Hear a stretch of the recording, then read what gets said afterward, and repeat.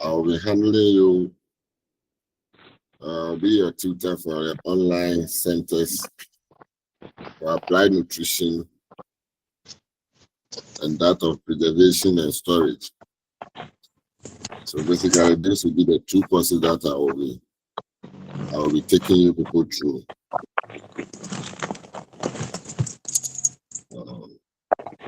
So basically, before I will proceed to the actual class, I think a common platform has been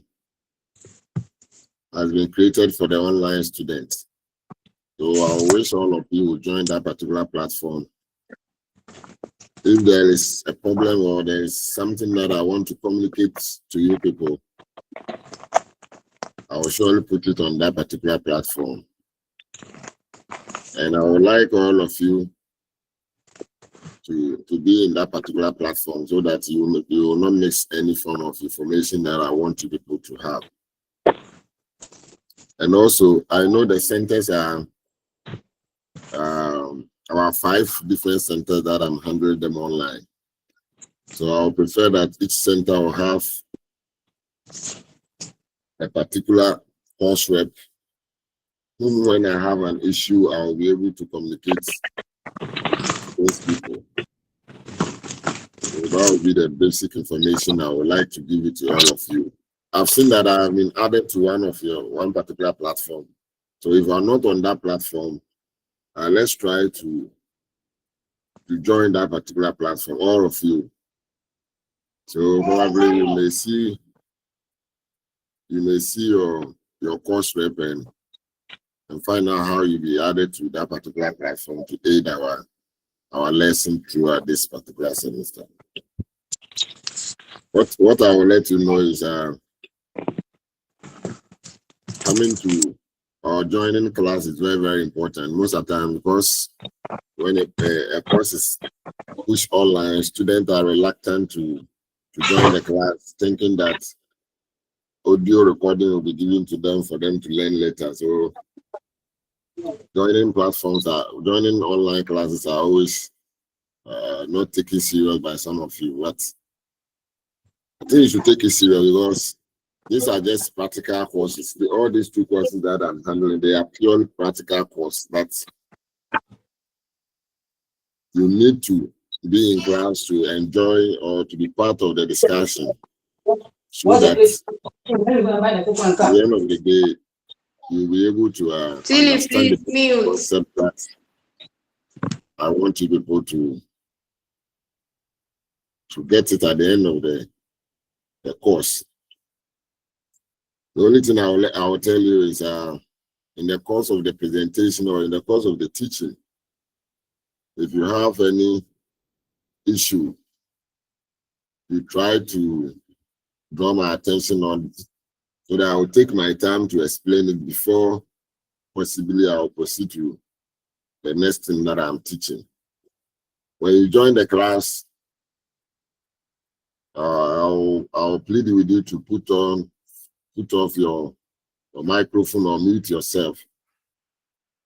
When you want to talk, I think there is an icon on either your laptop or your phone that you are using that you can raise your hand. Anytime you raise your hand or when you click on the hand sign, I will see at my end, I will mention your name, and possibly you can go ahead with your question that you want to ask. And I think when a question is asked, it's open to all the members on the platform, so that all of us can analyze the question and give an appropriate answer accordingly. So that is the basic thing that I will say. I have your class list. So those of you that you don't like coming to class, I will be mentioning most of your names randomly. So if you are mentioning your name and you don't respond, it means that you are not part of my class or you have not been attending class. So that will be the assumption. And those of you that you will also be online, but when your name is mentioned, that will be the time that your network is not good. You also take note of all those people. Be open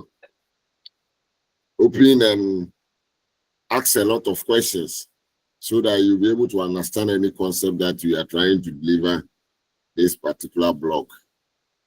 So basically, that is what I would say. I think I've mentioned my name to you already.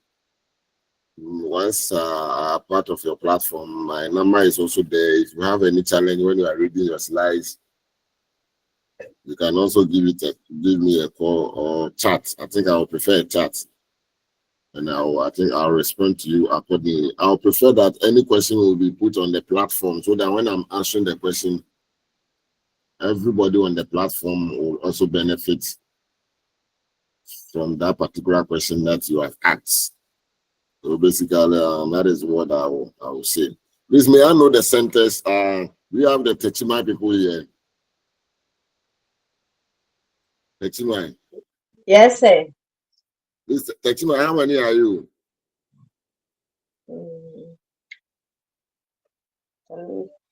Techimai, may I know your number? We are 9. That's the home economic group. No, not the home economic. The clothing people are not part, so we cannot. Okay, I don't know whether the other people are part, but so far. Listen, the clothing people are not part. I'm talking about only the food students. The food, we are 9, sir. You are 9, okay. Yes. What of Tamale? Sir, please, we are also 9. We are also 9. Yes, please. So you also. You have them here, so you also. So you also, are you here? What about what? Please, we are here. Sir, why we are here? Well, how many are you? No redeem. We are 3, please. You are 3. Yes, what of Bolga? You have Bolga member here. I think Bolga have only 1 student at Bolga. Where is she?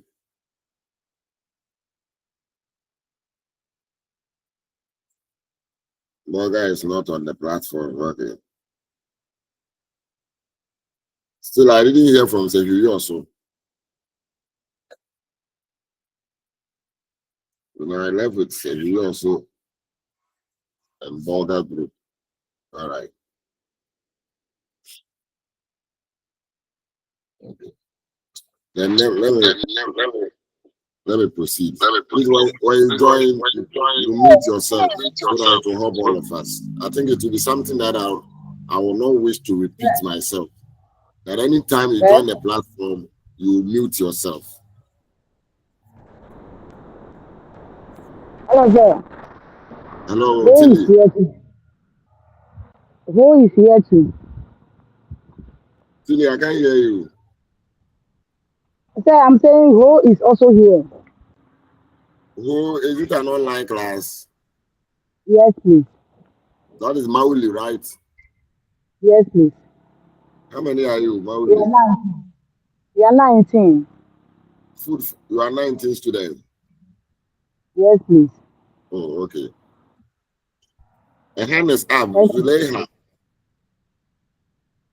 Yes, sir. Sir, please, Tamale is here. Tamale, I think I have taken note of it. You are 9 students. Okay, thank you. So it's left with it's Sejuyi also and that of Bolga. Sejuyi also, I don't know your number. As for Bolga, I know we have only 1 student over there. So, all right.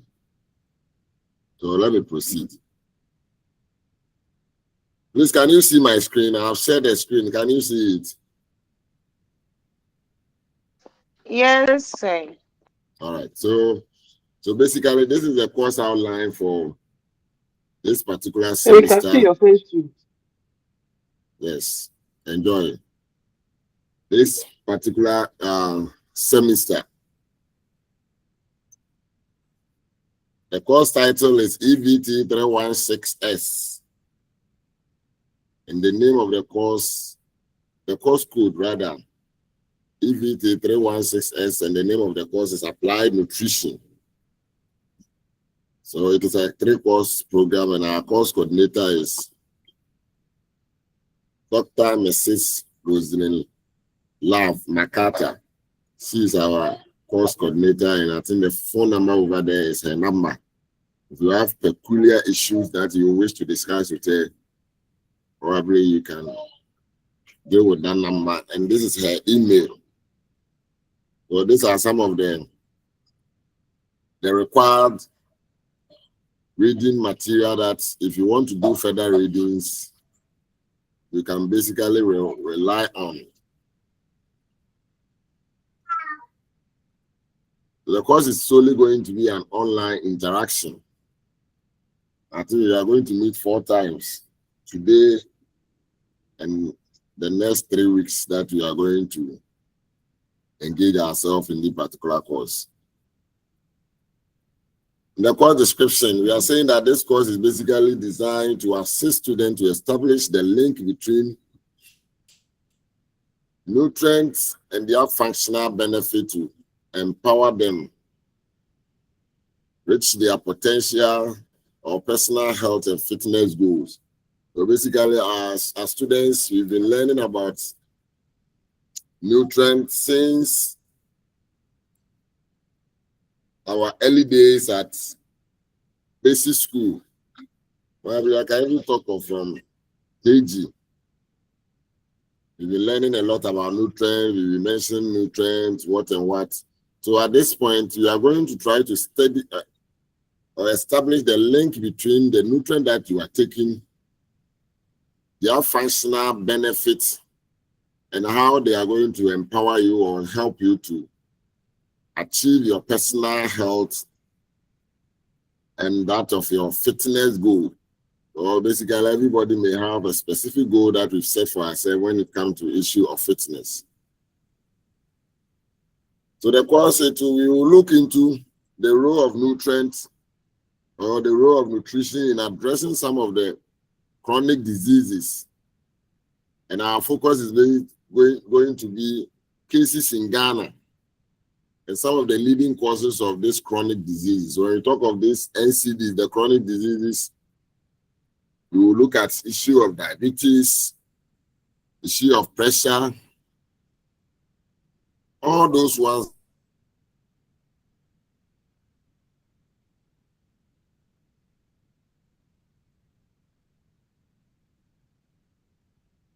are part of disease and see how best we can address them.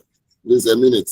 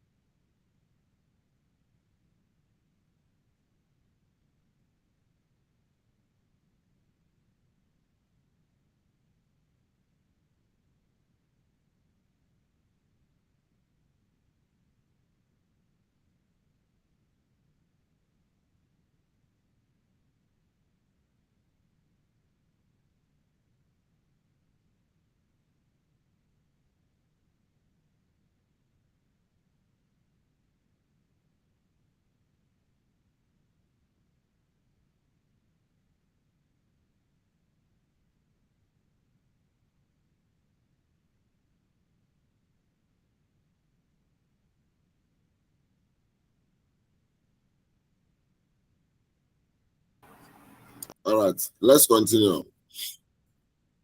But I don't know if should we all agree to on our cameras so that we can see our faces. We all agree on that. Can we all agree? No, sir, there will be distraction. I didn't say microphone, I said camera. Camera doesn't take sound. No, sir. Yes, but sometimes you instead of you listening, you are looking at someone's face. So I should also off my own, right? Yes, No, sir, I think that will help. so you are doing the presentation. I'm not doing presentation. I'm not in school. All right. Okay, let's continue. Since you people don't want us to see your face, and some of you too, because you just woke up, you've not even dressed up. So let me continue before we call distraction to the whole world. All right. So I told you that with the chronic diseases, we'll be looking at some of the causes in Ghana, and most of these are chronic diseases. If not well taken care of, it may lead to death. So we will look at some of the causes that lead to death in Ghana. And also, we will possibly look at preventing or how we can manage nutrition-related conditions. So there are a lot of nutrition-related conditions within ourselves that we can tackle them. We can talk of pressure, it has some nutritional component, overweight, obesity, diabetes, and all this. And these days, most research has shown that most of the diseases that we are battling with, most of them are having some kind of nutritional issue that we can deal with it that will help us to improve. And this course, it will also provide students with knowledge on how to evaluate nutrition information. So when you go online, you just type something, then an information is given to you. How are you going to evaluate it? How are you going to assess that particular information to know whether this information is credible or not? I think we are in the age of AI, whereby students just go online, put everything on AI, and believe that everything that AI is telling them is correct. It is never so.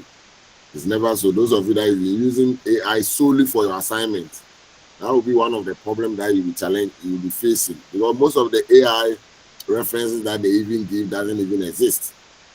If you have taken your time to know that, you realize that some AI references that they will give it to you, when you pick them and you put them on Scholar to check whether they exist or not, you will realize that some of them do not exist. So we will look at those things, then we will look at some of the criteria that will tell you that this particular information is credible or this information is not credible.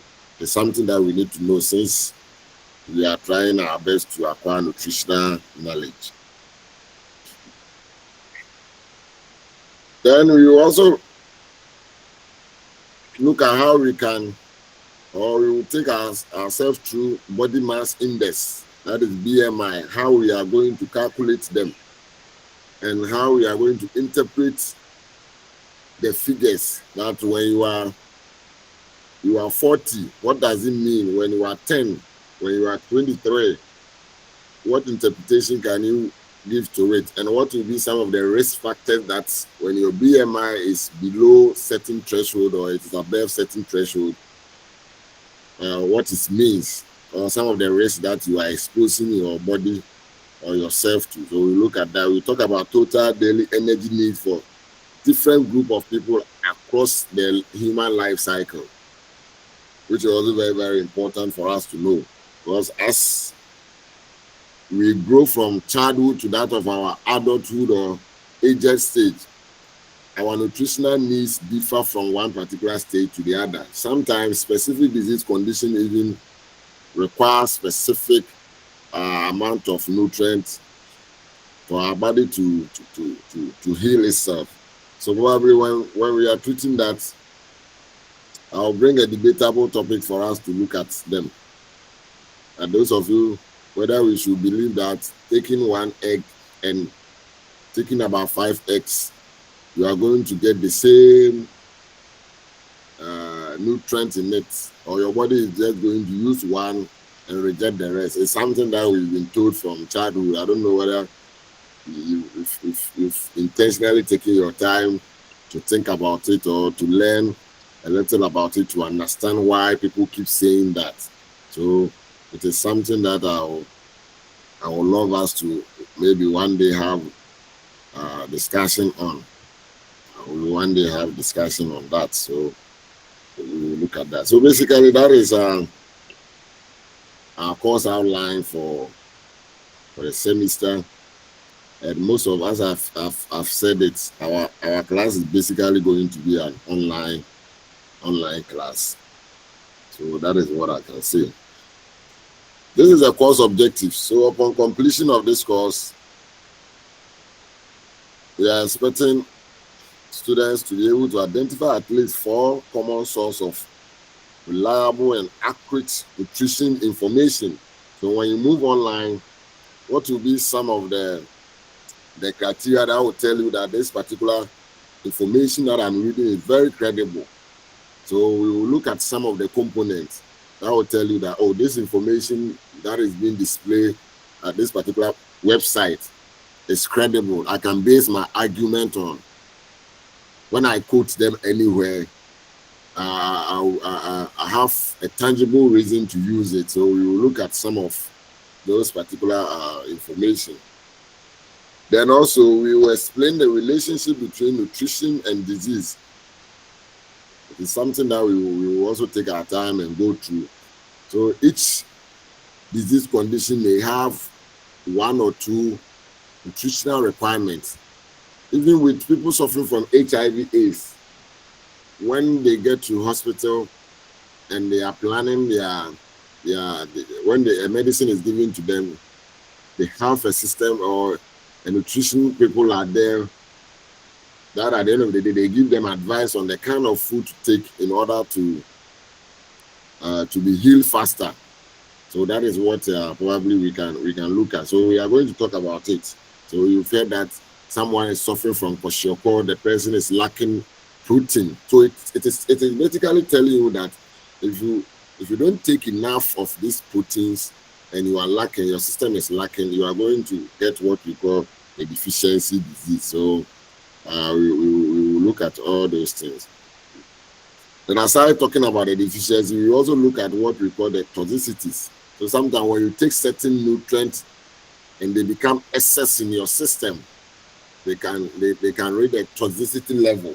And when it happens, we may find ourselves in disease state. So when you see someone who is obese, the person is not deficient in a particular nutrient. Rather, the person has rather reached a toxicity of certain nutrient.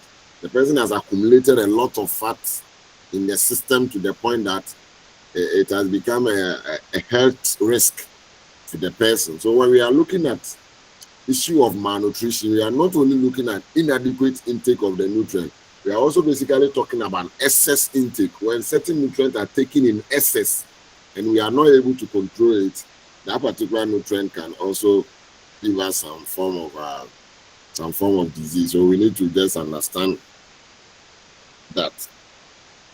Then we will discuss the role of nutrients in preventing and managing the NCDs. The NCDs are the non-communicable diseases. So we will talk about that. There are a lot of NCDs, and most of the NCDs, if you want to manage it, we need to manage our nutrients, or we need to manage the kind of food that we take in. That is why you go to hospitals, some people are having diabetes, especially type 2 diabetes. We tell them don't take too much sugar, don't take too much fat. And I think that has become something common within our system. Oh, my grandmom is suffering from pressure. The doctor said my grandmom should not take a lot of, a lot of salt. So there's something behind it. We will look at those brain behind it when your excess, your salt intake is too much. It also have some scientific reaction within your system, and I think we will look at that when we get to that specific stage.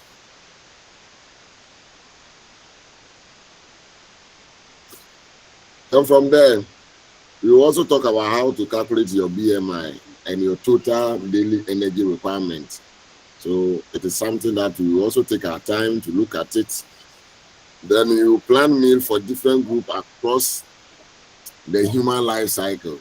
So when you have someone who is pregnant, the way you are going to plan the meal for that person will probably differ from an athlete. Or you are planning a meal for a toddler, it is going to be different from when you are planning a meal for someone who is recovering from sickness or someone who is sick, a convalescent or an invalid. So you talk about those things. Then how to use this knowledge of research to help evaluate media report on nutrition related issues. You see, these days when you get to our media, either the print media or the social media, you may see a lot of nutrition related content on this media. As a nutrition person, this particular course can also help you to evaluate those content that people are trying to create on the media. It will help you to know whether what they are saying is good or basically what they are saying is not good. It is something that probably if you take this particular course seriously, you will be able to understand. Because a lot of people claim that they know much about nutrition, but sometimes when you assess the kind of things that they are saying, you will get to know that most of the things they are saying is just a fallacy. It doesn't have scientific basis. So it is one thing that we will look at. So the course content, the first one, we look at some of the nutritional terms or nutrition terms and concepts. We will talk about what nutrition is, what is applied nutrition, and those particular concepts. We need to address ourselves with it. Then also, the groups of nutrients that our body needs. So we look at them. I think this one, we all have a lot of knowledge about it. When you talk of macronutrients, when you talk of micronutrients, the macro ones, I think they are three: the carbohydrates, the fat and oil, and that of protein. They become the macro one because our body needs them in a larger quantity. Then we have the micro one. The micro one, that's our body needs them in a smaller quantity, but they are very essential when it comes to the utilization of the macro elements. So sometimes people may think that because we say micronutrients are not important or the body don't need them in a larger amount, they are not needed. They are very, very essential. A lot of research has shown that if you don't take enough micronutrients, your body sometimes finds it difficult to even utilize the macronutrient that we've been consuming them in excess. So it is something that we would love to learn.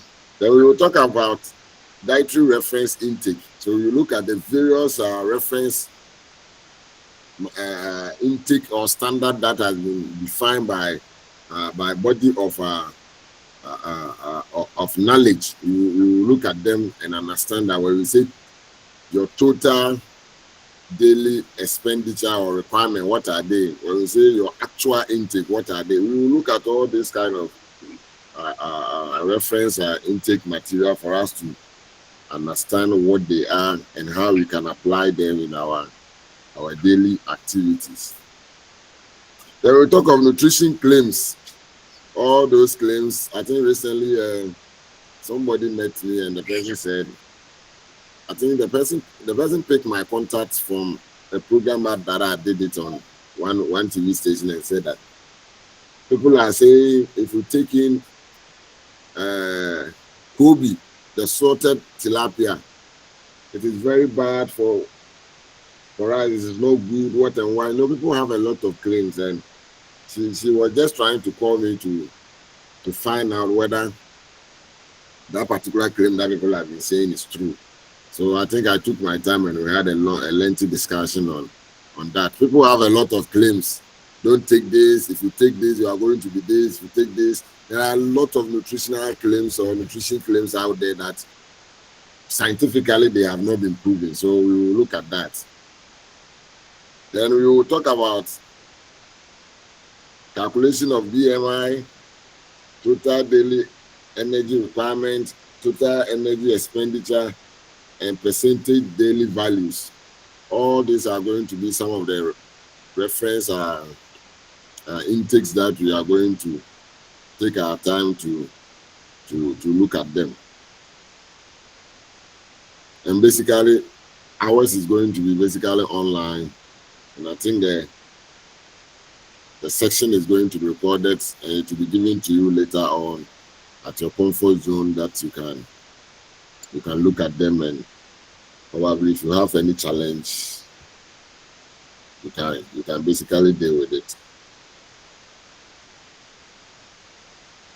So basically, this is our course outline. I don't know if you have anything that you wish to know before I proceed to the Unit 1. I think we have Unit 1 up to 6, if I'm not lying. We have Unit 1 up to Unit 6. Yes, Unit 1 to Unit 6.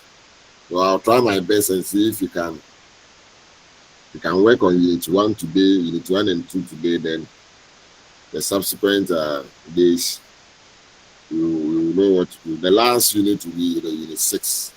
The last one will be out of our Unit 6. So if you have any question, you can raise your hand and talk to me before I proceed.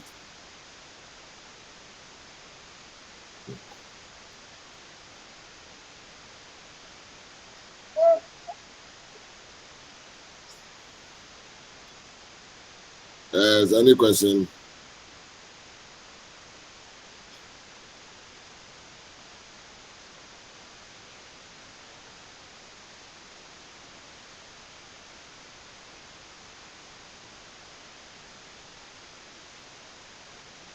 You don't mind me.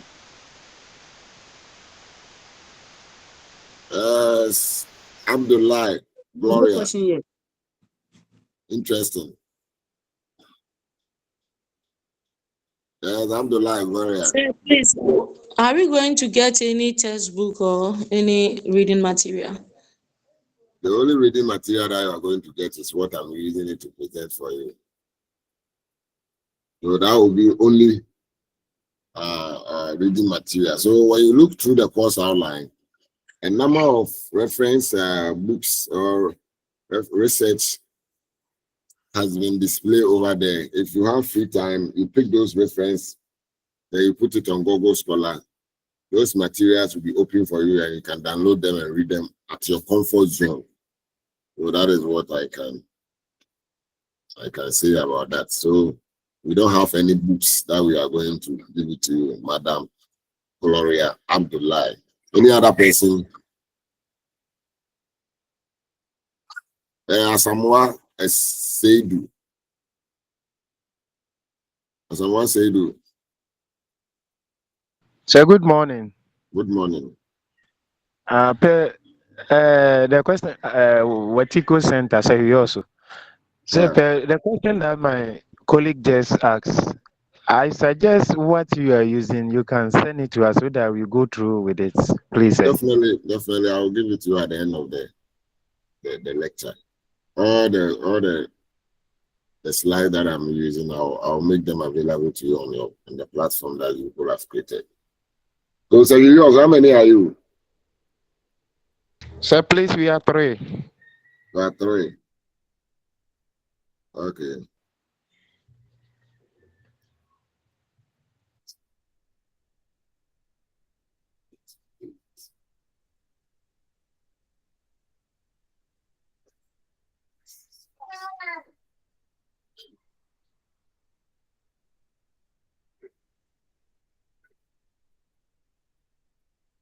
Okay.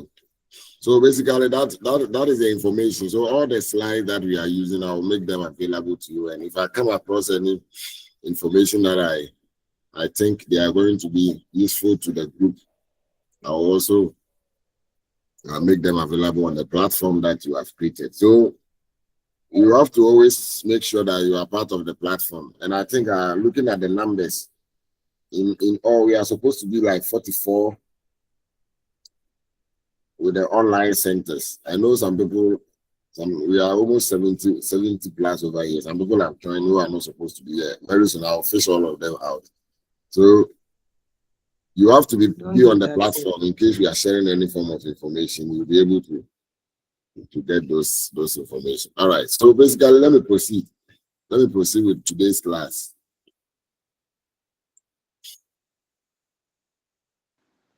Sorry, Bego. Let us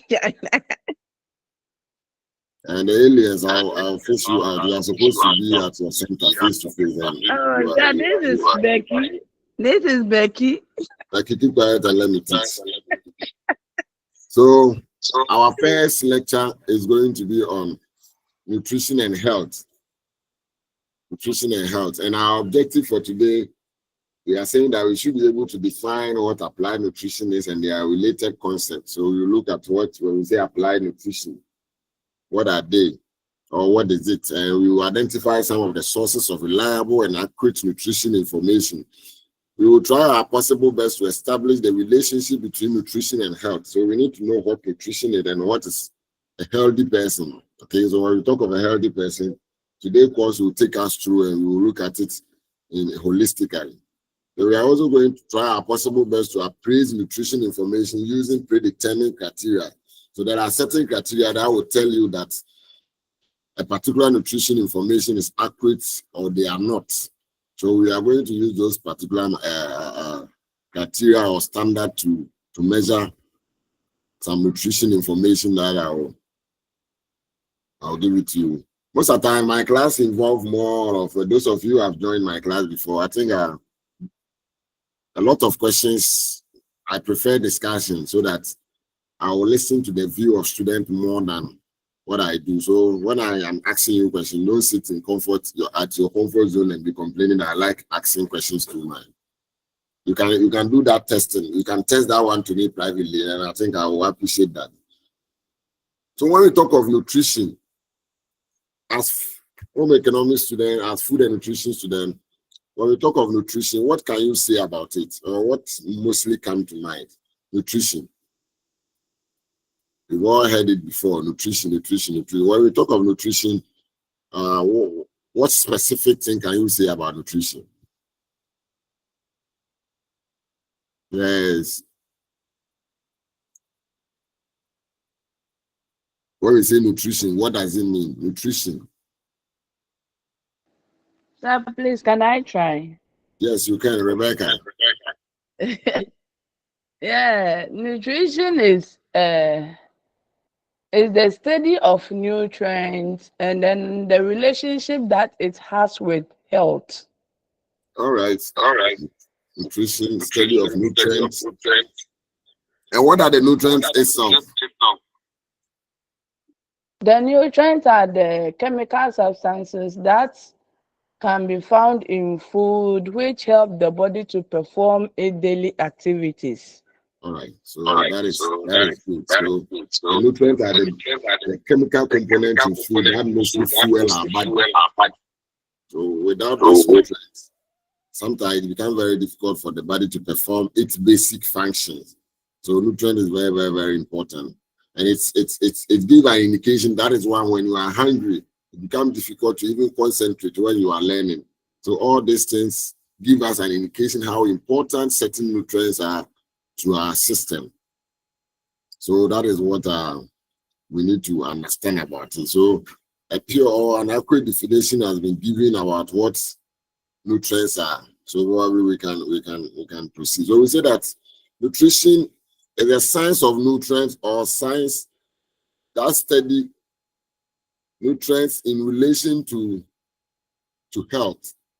So anytime we are talking about nutrients, I think our sister said the nutrients are the chemical components that are found in food and they help our body to perform its functions. When your body fails to perform its function, it means that you have gotten to a state of a disease or you are not healthy. Well, once you are healthy, we are expecting you to perform your function. Your body is supposed to perform its function without any form of difficulty. So when we are talking of nutrition, we are learning the science between these chemical components that are found in food and its relationship with health, so that you know that when you lack this particular nutrient, this is the kind of health outcome that the body is going to experience. So that particular aspect of science is what we term as nutrition. Please, are you with me? Yes, sir. Are you following the conversation? Yes, sir. The concept I'm trying to explain. If you have any difficulty at this initial stage, let me know before we proceed. So that is what we can say about nutrient. Now let's talk about applied nutrition. When we talk of applied and nutrition, there are two different English words that we've combined them. We have the word applied, then we have nutrition. As for nutrition, I think we all have basic understanding of that. When we talk of applied nutrition, applied means that you are putting whatever you know into practice. That is, you are practical application of something. That is what we mean by applied. So applied nutrition, we are saying that it is a practical implementation of specific diets on human body. We are saying that mostly there are an aspect of science that indicate the amount of a particular nutrient that is needed to avoid or manage nutritional diseases. That is what we mean by applied nutrition. Applied nutrition. That is the basic idea Sir, about please take it again. Okay, let me finish. When by the time I'm done explaining it, you'll be able to you understand it. When we talk of applied nutrition, it is basically trying to practicalize our nutritional knowledge. That is what I can, the shortest form that I can put it. We are trying to practicalize our nutritional knowledge. We've been told about a lot of nutrients and how deficiency of this nutrient can cause some form of diseases, or how some of these nutrients can help us prevent certain kind of diseases. When we are trying to put these things in practice, then we say that we are doing applied nutrition. We are saying that it is a practical implementation of specific diets on human body, or a sign that indicates the amount of particular nutrient that is needed to avoid specific disease conditions. So when we look at when we are doing our total daily expenditure and those reference intake, a body of knowledge will tell you that if you want to eat carbohydrates in order to be a healthy person, you have to eat 60% of your total food should come from carbohydrate. When you are able to plan your diet in such a way that your carbohydrate, your food that you are going to take, you make sure that about 60%, they will tell you 45 to 60% supposed to be carbohydrates. Then probably 10 to 20 to 30% should be protein, and 10 to 30% should be of fat and oil. If you are able to put this particular knowledge into practice, then we are saying that you are doing applied nutrition. So when I'm coming to eat this morning, I'm able to pick about 45% of carbohydrates. I'm able to pick about 25% of protein, and I pick about 10% of fat and oil. Then I sit on that particular food and enjoy the meal. At the end of the day, I have been able to practicalize the knowledge that I'm having in nutrition in my daily life. And when I do that, I can say that I'm doing what we call applied nutrition. It means that everything that I know about this nutrition, I have been able to put it into practice. So when I'm trying to practice it, we term it as what? Applied nutrition. Are you with me? Yes, sir. The one who said I should take it again. Are you okay now? Yes, please, sir. Okay. So and most of the time, the aim of this applied nutrition is to help our body to avoid certain kind of diseases. And also, when we find ourselves in those diseases already, we are going to help our system to recover or to heal from said diseases. There are some diseases that when you are affected with, probably you cannot cure it entirely. But what you can do is you manage it. There are certain conditions that we manage it in our system. And if you are able to take a very good nutrient, your body can manage those diseases till probably your time is due for God to invite you to his kingdom. All right.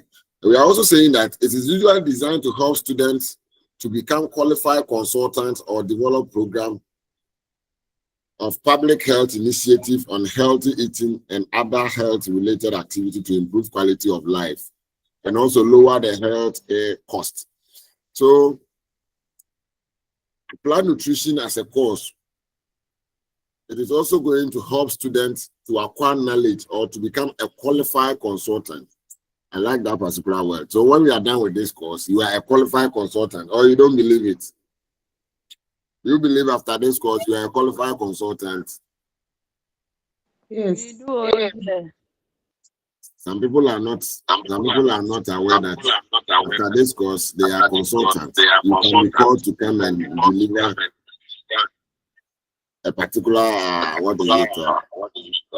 topic in nutrition for people to eat well. So this course is going to give you that particular knowledge and that confidence, because the course is going to teach you how to even calculate your BMI, the kind of food to take, and also how to even verify information that has been published online. So basically, you are going to have enough if only you want to use that particular information. And also, aside that, you are going to help in public health initiative. So there are a lot of public health initiatives out there that through this course, as an applied nutrition student, you can also help to advocate for that. Let's eat one fruit a day. There are public health initiatives of that nature. So when you ask you, why should I eat one fruit a day? After this course, you should be able to tell the people that this and this and this are the reason why eating a particular fruit on a daily basis are important. So we need to just understand that. And also, the next concept I want to talk about is nutrient requirement. And I think when we talk of nutrient requirement, basically we are just looking at the amount of nutrient that individual you need. So, and it differs from one person to the other. The amount of nutrient that basically I need at this age of my life will be different from the amount of nutrient that a particular child will need, a pregnant woman will need, a lactating mother will need. We may all require the same nutrient, but the quantity differ. The quantity will differ from one person to that of the other. As for the nutrients, most of the time our body may need the same form of nutrient, either the carbohydrate, the protein, the fat and oil, or the minerals and whatever that we can think of. But the quantity is the one that do the magic. So we need to just understand that most of the time, the nutrients are not entirely different from one person to the other, but just that at each stage in your life, you may require certain nutrient in a higher quantity or lesser quantity as compared to the next person who is within your neighborhood, or you find yourself in your same family. So when you pick the family life cycle, we start from a pregnant woman up to an aged person. Their nutrient requirements are not the same. What a pregnant woman will need, it will differ from what possibly a lactating mother or someone who is breastfeeding a child will also need. So that is what we need to look at that. And we are also saying that this particular nutrient, they are determined by a number of factors, and they include age, your gender, and your health status. So we need to understand that even your age play a factor when it comes to the amount of nutrient that you need. When you meet an adolescent, the kind of nutrient that they will need is basically different from an infant and a school-going age. So all this one, their nutrients will differ. And also your sex, that is your gender, is also another factor. You know, mostly male consume or eat more than female, unless probably the female want to challenge the male. I know that there will be an instance whereby a lady can sit behind 3 balls of banku and just finish it early in the morning, which is a red flag. Or you don't think so? Sir, You please, think it's so? not true. It is what? It's not true. Are you sure? It's not true from Yes, your sir. perspective or from everybody. From everywhere. A lady cannot eat 3 balls of banku. Yes. No, I don't want to extend the argument. Let me end it here. I'm told that ladies, you can't win argument when you're having it with ladies. So let me just continue. Let me pretend I believe what you are saying, but in natural sense, I don't believe it. All right. So your gender, most of the time, male, we have a lot of muscles as compared to female. And these muscles are where most of our nutrients, especially our carbohydrates or glucose, are stored.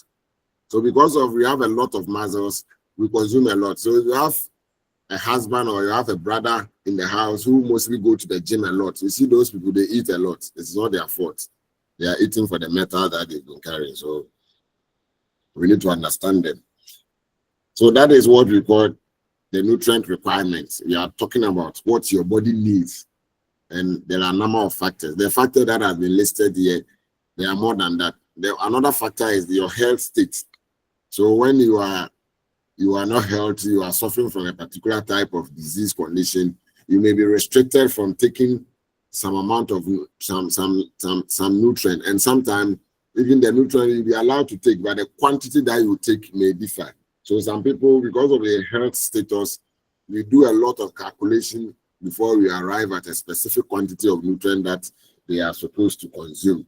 So we need to just understand that particular component. Then we also have what you call the nutrient intake. So the nutrient intake and the difference between them, yes, your hand is up. Sir, please, I have a question. Please, from the nutrient requirements, you said that we all need the same nutrients, but in different amounts. But sometimes, and looking at the factors that determines the nutrition requirements, the health status. Sometimes when you are suffering from a condition, they will restrict you from taking a particular food, which will definitely deny you from getting some nutrients. Does it mean they are not right? No, they are right. You see, what we need to understand is that there's no particular food that contains every nutrient, and there's no one food that contains only one nutrient.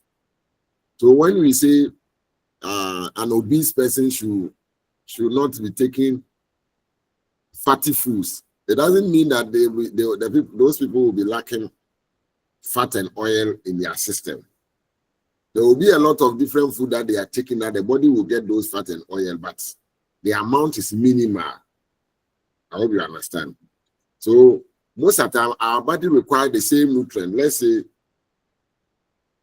use our macronutrient, for example. No matter the health status that you find yourself, you take in carbohydrate, you take in fat and oil, you take in, proteins. But the quantity you are taking is what makes the difference. That's what makes the difference. So you need to understand. So when you are not sick, all of us will take the same nutrients, but the quantity is what differs. So we only restrict you when probably you are suffering from a specific condition. And most of the time, the restriction comes when your body is having excess of that particular nutrient already. Do you understand?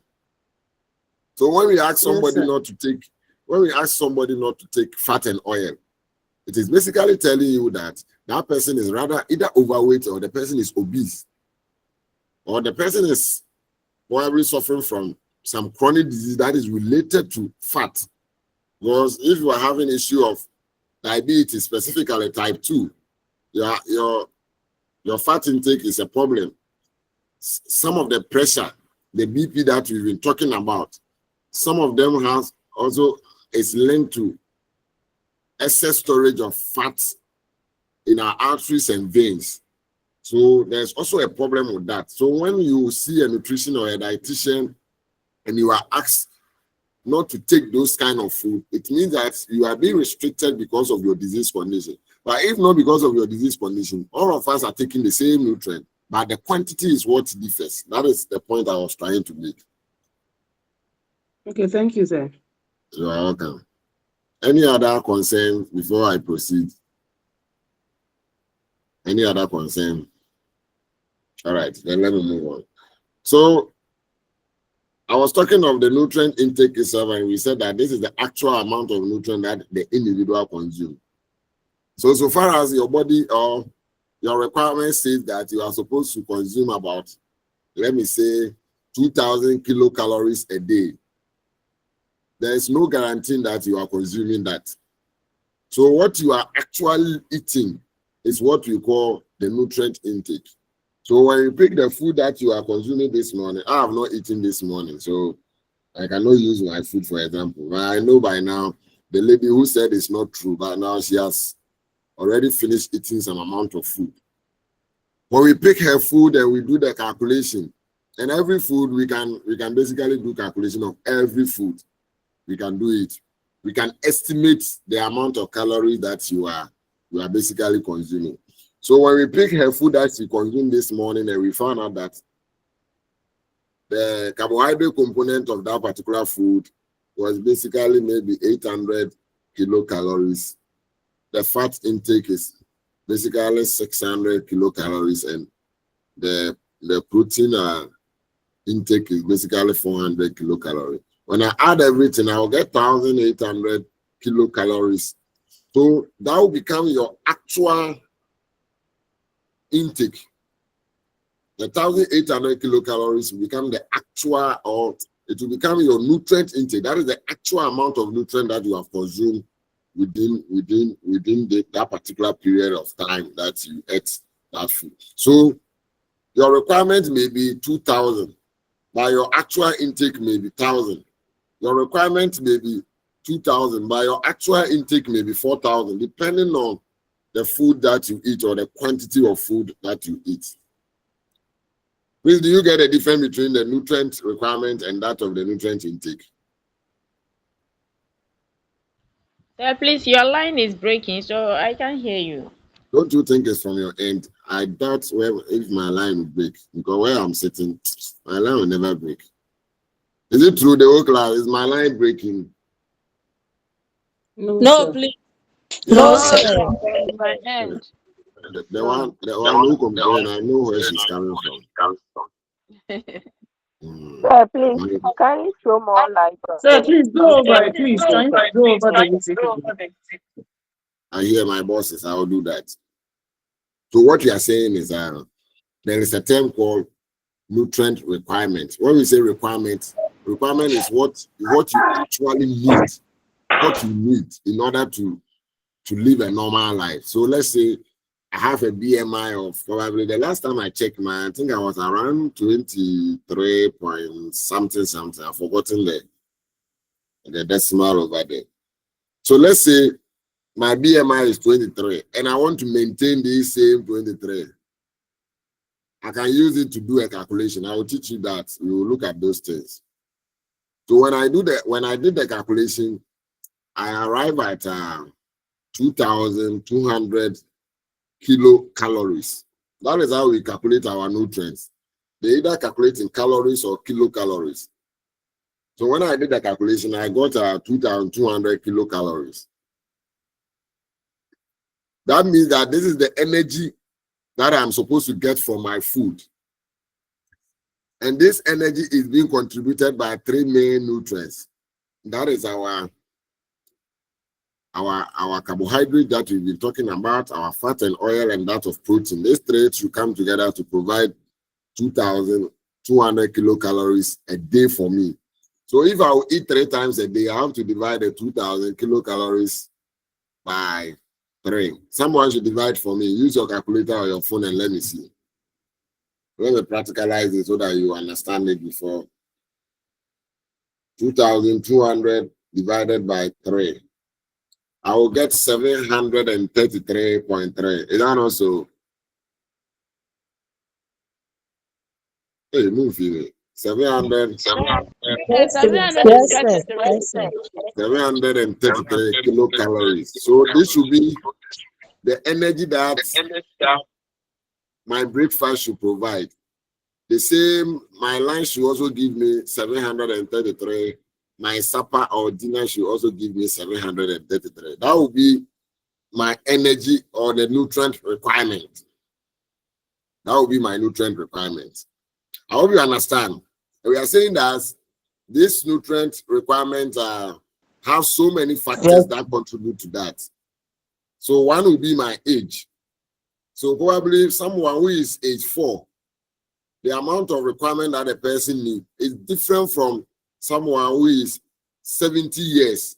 It's different from someone who is 6 months. That is why you are asked to just breastfeed your child from the first month to that of the 6th month, because the nutrient or the energy that your child needs, your breast milk alone can provide that. So there is a reason why those things has been established. So know that. So when I pick my food this morning and I did the calculation, I realized that I have the amount of energy that carbohydrate, fat, and oil and protein is contributing is around 800. So with the 800, I want to ask as a class, have I exceeded my requirements, or I have not meet or achieved my requirement? Is it more or less? More. Please, it is more. It is more. Very good. So the 800 become my nutrient intake, and the 733 become my nutrient requirement. Well, when I did the calculation based on my body credentials, it is telling me that I'm supposed to consume 733 kilocalories this morning. But if I check the energy content of the food that I consumed this morning, it is 800 kilocalories. So it means that I have consumed more than what I'm supposed to consume. And when you consume more than what your body requires, that is where you are going to have excess. And when this nutrient become excess, it leads to certain disease condition. That is where overnutrition comes in. When I eat 600, it means that I've taken less than 733. So when I take less than that, then probably that is where the deficiency diseases set in. Am I making sense now? Is it more, Yes, sir. more open now? Yes, sir. Yes. I hope you understand. I have taken my time. Yes, you understand. I know I'm with my moms and grandmom and my senior women, so I just have to take my time for you to get a concept. So the difference between, when I ask you to differentiate between when I when I ask you to tell me the difference between the nutrient requirement and your nutrient intake, what you are supposed to, or what you should have in mind is your nutrient requirement is what your body actually needs, what you require in order to maintain a healthy living or a health status. But your nutrient intake is the actual nutrient that you are consuming as individual. So far as a dietitian has informed you that you are supposed to eat 1,000 kilocalories a day, it doesn't translate, or it doesn't automatically lead to you consuming it. There may be an instance that the food you are going to take will be excess, and there will be an instance that your food you are going to take is going to be less. So that is what your requirement and your actual intake comes in. So put it in your mind. Your requirement is what you actually need in order to maintain a healthy body, and your intake is the actual food that you have, actual nutrient that you are consuming as individuals. Any question? Any question? Okay. There's a statement that silence means consent. So let me proceed. Okay. All right. Now let's look at what we call energy balance. Energy balance. When we say something is balanced, it means that the output and the input is equal. When we say something is balanced. Those of you who did a little accounting way back in school, we always say that, oh, the thing is not balancing. When there is balance, the negative and the positive equate one another, so that you are going to have a balance. Okay, so when you have -2 plus +1, a +2, you are going to get 0. It means that the +2 has cancelled out the -2, and you have gotten 0. It means that you have been able to balance the situation. Anytime you hear balance, we are looking at when a state when your body energy balance, when your body achieve a neutral state. That is, the amount of energy you are consuming equates the amount of energy your body is expending. And our body spend energy in diverse ways. When your body is, as you are breathing now, your body is using energy. As at now, there's a lot of glucose that your body is using because you are learning. When you are learning, your brains need a lot of glucose. Your body is burning a lot of glucose. As you are sitting down, those who have eaten, digestion is taking place. Your body is using energy to break down the food that you have taken. Your body is absorbing, your body is transporting certain nutrients to some part of your body. All these activities that your body is going through uses some amount of energy. And this energy is gotten from the food that we've been consuming. So when you're consuming more than what your body uses, there's an issue. When you consume less than what your body uses, that one to come with its own issues. So that is what we term as energy balance.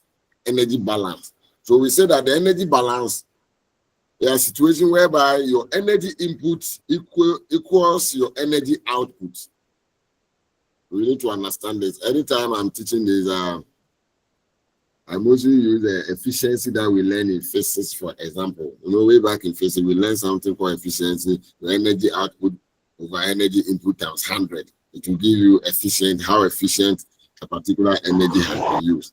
So with the issue of energy balance, we are talking about how your body basically uses the energy that it has consumed. Either it uses it in excess or it uses less than that. When your body uses less energy than what you have consumed, you get to a state in which your body tries to store more energy. When your body uses energy more than what you have consumed, it gets to a point whereby your body depletes your energy stores. So that is key component that you need to understand when it comes to energy balance. So when we talk of energy balance, we are looking at a situation whereby the amount of energy you are consuming is equal to the amount of energy that your body is expending. That is your energy balance. Are you with me? So I'm going to talk about that. Two main forms of energy balance. We have the positive energy balance, then we have the negative energy balance. So with the positive one, we are saying that when the amount of energy you have consumed through food and drink exceeds what you burn,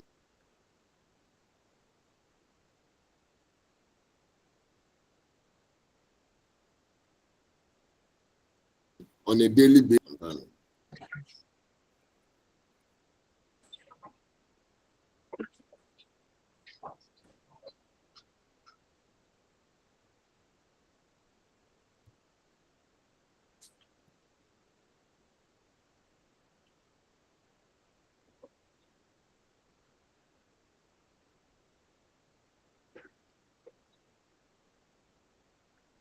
Okay, let's continue. So when we say that you have attained a positive energy balance, it means that you have consumed more energy than your body uses. So when your body uses, let me still use the 733, but your body uses 733 energy within a day, and you rather consume 800, it means that you have attained positive energy balance, because the remaining or the excess one will be stored in your system. Yes, as I see you, Asamoah, you have a question? Yes, sir. Please, my question is, do you have any sign to determine if I have consumed energy less or more than what my body requires? Any signs? Yes, sir, and symptoms. Yes.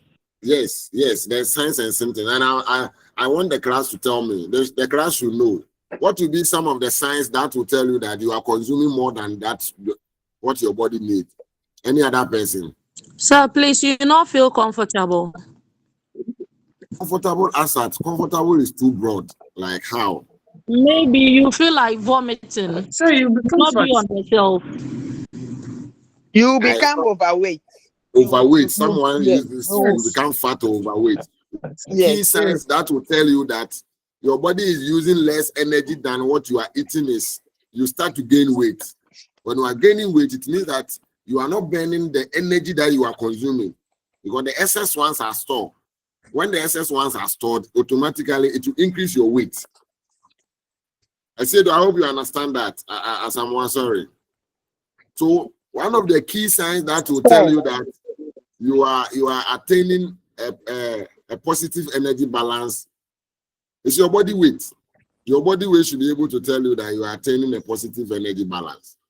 So that will be one of the key things that will inform you, or that will give you an indication that no, I am attaining a positive energy balance, and I have to be careful of how I am consuming these foods. So that is it. And when we say that someone has, yes. And then when the negative impact is that you may face certain deficiency disease that such as kwashiorkor or any little thing, then you'll be sick. Maybe when the weather rises, you'll be sick. Yes. I have not touched that one because we've not talked about the negative energy balance. And the question that he asked was specific about positive energy balance. That is why I didn't mostly speak about that. But that one too is true. So we also have negative energy balance. We said that this is a situation whereby your energy expenditure exceeds the energy intake. The one that you spend is more than your intake. So let's say your body takes 733 what is it? Your body takes 733 kilocalories, but rather your body spends almost 800 kilocalories. So you can clearly see that the amount of nutrient that your body is spending. When we say your body is spending, so it comes with a lot of there are a lot of situations that require energy, and I think I have spoken about that. When it is 800 and you are rather consuming 733, it means that your body is spending more than what you consume. And one of the key indicators will be you will start to lose weight. Aside losing weight, you may also get one or two deficiency disease because probably some of the specific nutrients you are not taking them enough.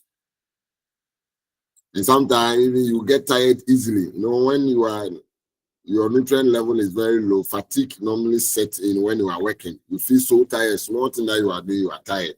It means that your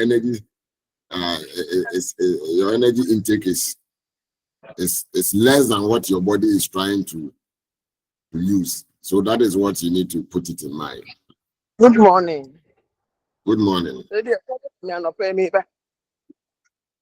Hey, Dema, as we are teaching, you are at a funeral receiving greetings. Okay. So what you are saying is with the energy balance, you have positive one and you have negative one. So as a class, let me throw this question and let me get your views. Energy balance. I've spoken about I've spoken about neutral. Neutral is whenever what you are spending is equal to what you are consuming. The positive is when you take more than what you are spending, and the negative is when you spend more than what you are taking in. So these are the three levels of energy balance. So as nutrition students or as food and nutrition students, can we conclude on one? Which one do you think is good for a healthy person? Which one? Which one do you think is good for a healthy person? So is it about the negative and the positive? I think I've spoken about three here. That was it. When the energy No, I'm asking that. Please, you see, in my class, if you want to talk, you have to raise up your hand so that I will call you. That will be the hand. Patience, I think I can see your hand up. Sir, please, neutral is good for a healthy. Neutral is good. And can you tell us why? Yes, please. With the neutral, you have an equal balance, an equal amount of intake to what the body needs. Can you please what is it? Come again and also improve on the audibility of your voice. I barely hear you. Okay, please, with the neutral energy balance, it is when you take the nutrients the body needs to the equal amount of nutrients you have taken. The nutrient the body requires is equal to the equal amount of nutrients taken. So when you take that, there will not be excess that will cause weight gain, and then it will not be less that will also lead to weight loss or any other related disease. Okay. She has explained her Thank part. you. Cynthia, your hand is up.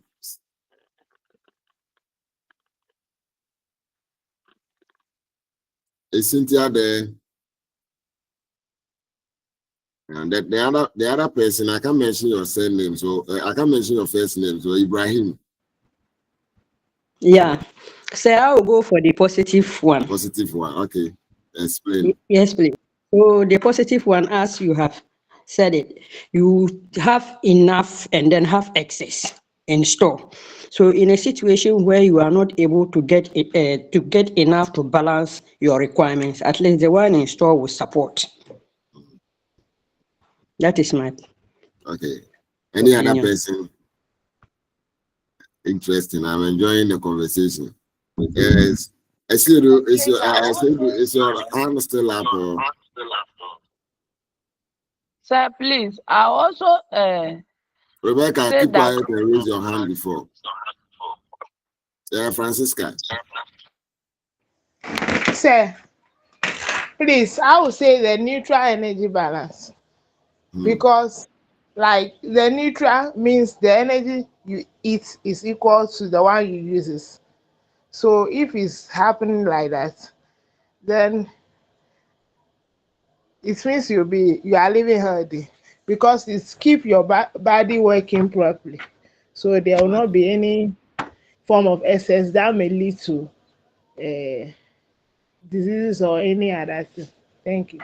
Okay, let me correct this one before. Francisca, you see, when we are talking of issue of nutrients, we cannot say energy. We cannot say the energy we eat. We only eat food. I hope you understand.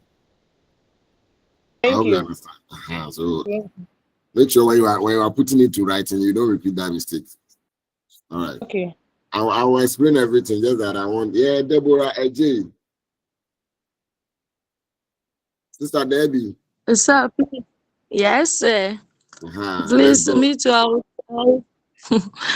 I'll take the neutral one, because the positive one, when you gain the energy, the left one will be left inside your body and you will be overweighted.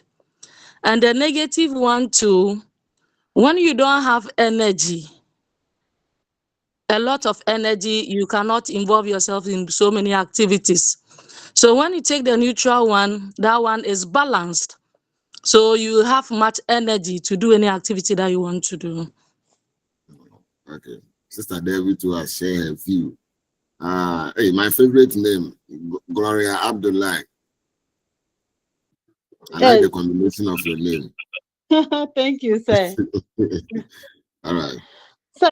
So I think is the individual, the kind of activities the individual is involved in during day-to-day activities. For instance, a farmer, you made at the beginning of the class that we are going to be, at the end of this course, probably we are going to be guiding people on what kind of food they should eat.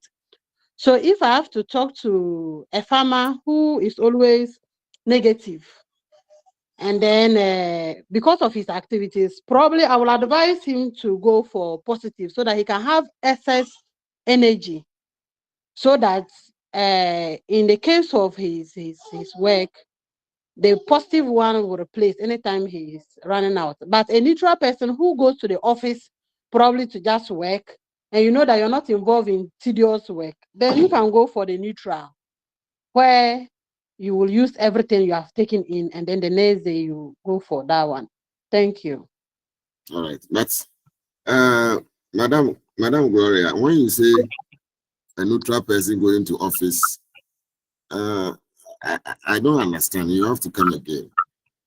Yes, so probably A farmer, if you say a farmer and a farmer is not neutral, and someone who is going to office is a neutral, I want to just get the connection. Yes, what I mean is that the farming too is of a category. Some of them go and they do the farming themselves. They pick the hole, they do the farming, they do the weeding throughout the day. They are on the farm, so you see that they use a lot of energy in that activity.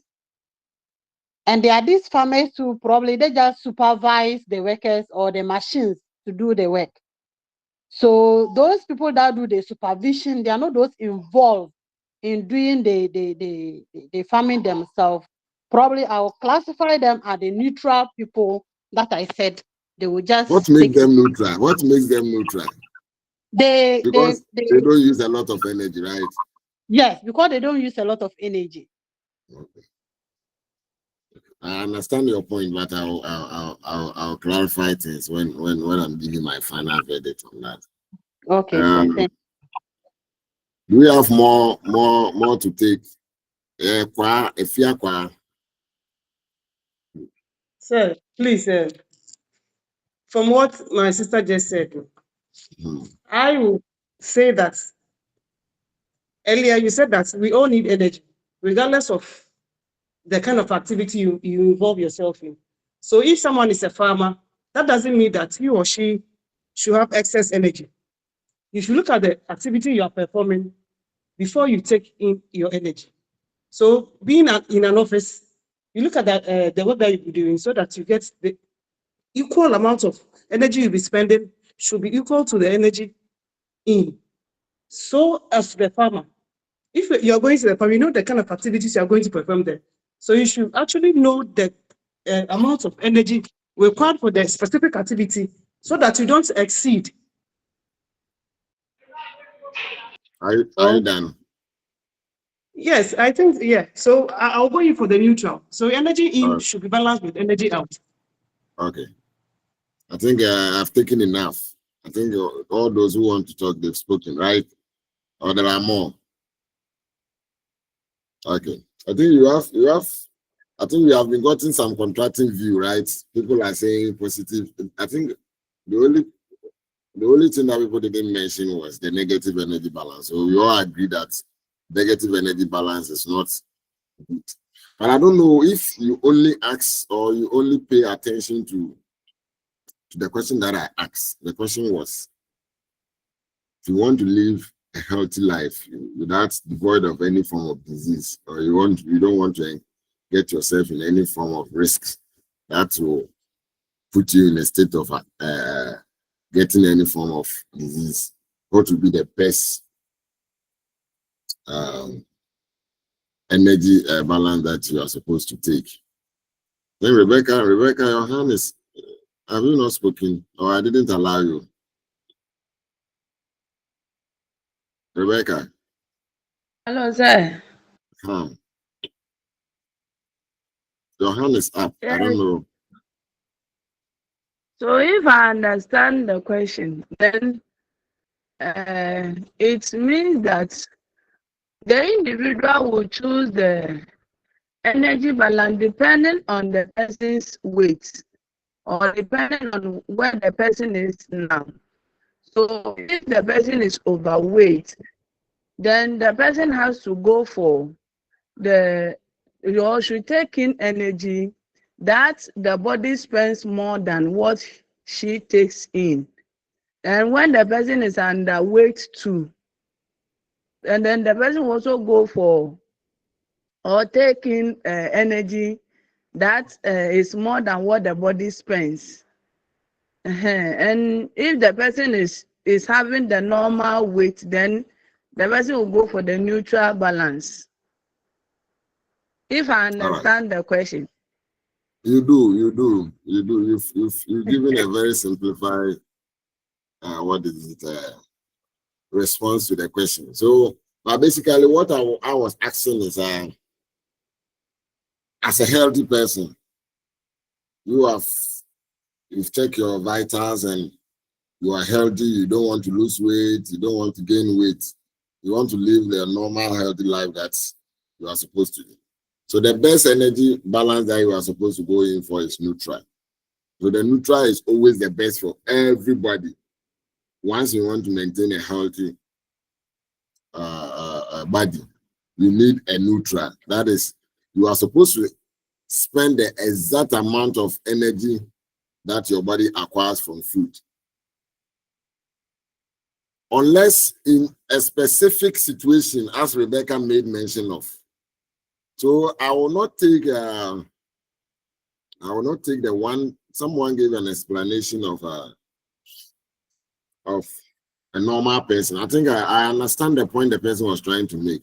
The person was trying to use a lifestyle to give the explanation. You know, we have the sedentary lifestyle, those who don't involve themselves much in exercise. The work that they do is not that strenuous, office work and stuff. They are living a lifestyle, a sedentary lifestyle. Those working at the bank, offices and stuff. Then we have the manual workers, those who uses a lot of energy. So as a nutrition person, if I'm planning a diet for someone who go to Mokwala market and go and carry goods, I will not prepare tea for the person in the morning. Probably I'll rather plan gari and beans, fufu for the person early in the morning to take and go and do that work. Because the person is a manual worker, the person needs a lot of energy. But I will not give that fufu and banku the same quantity to someone who go and sit at the office and probably from air conditioning office to air conditioning car to air conditioning house. Then probably very soon she may find herself in. I want to use her because I am him. She may find herself in air conditioning casket. See, so those people, their lifestyle is more sedentary. They don't use much energy. So when you are planning meal for such people, you need to know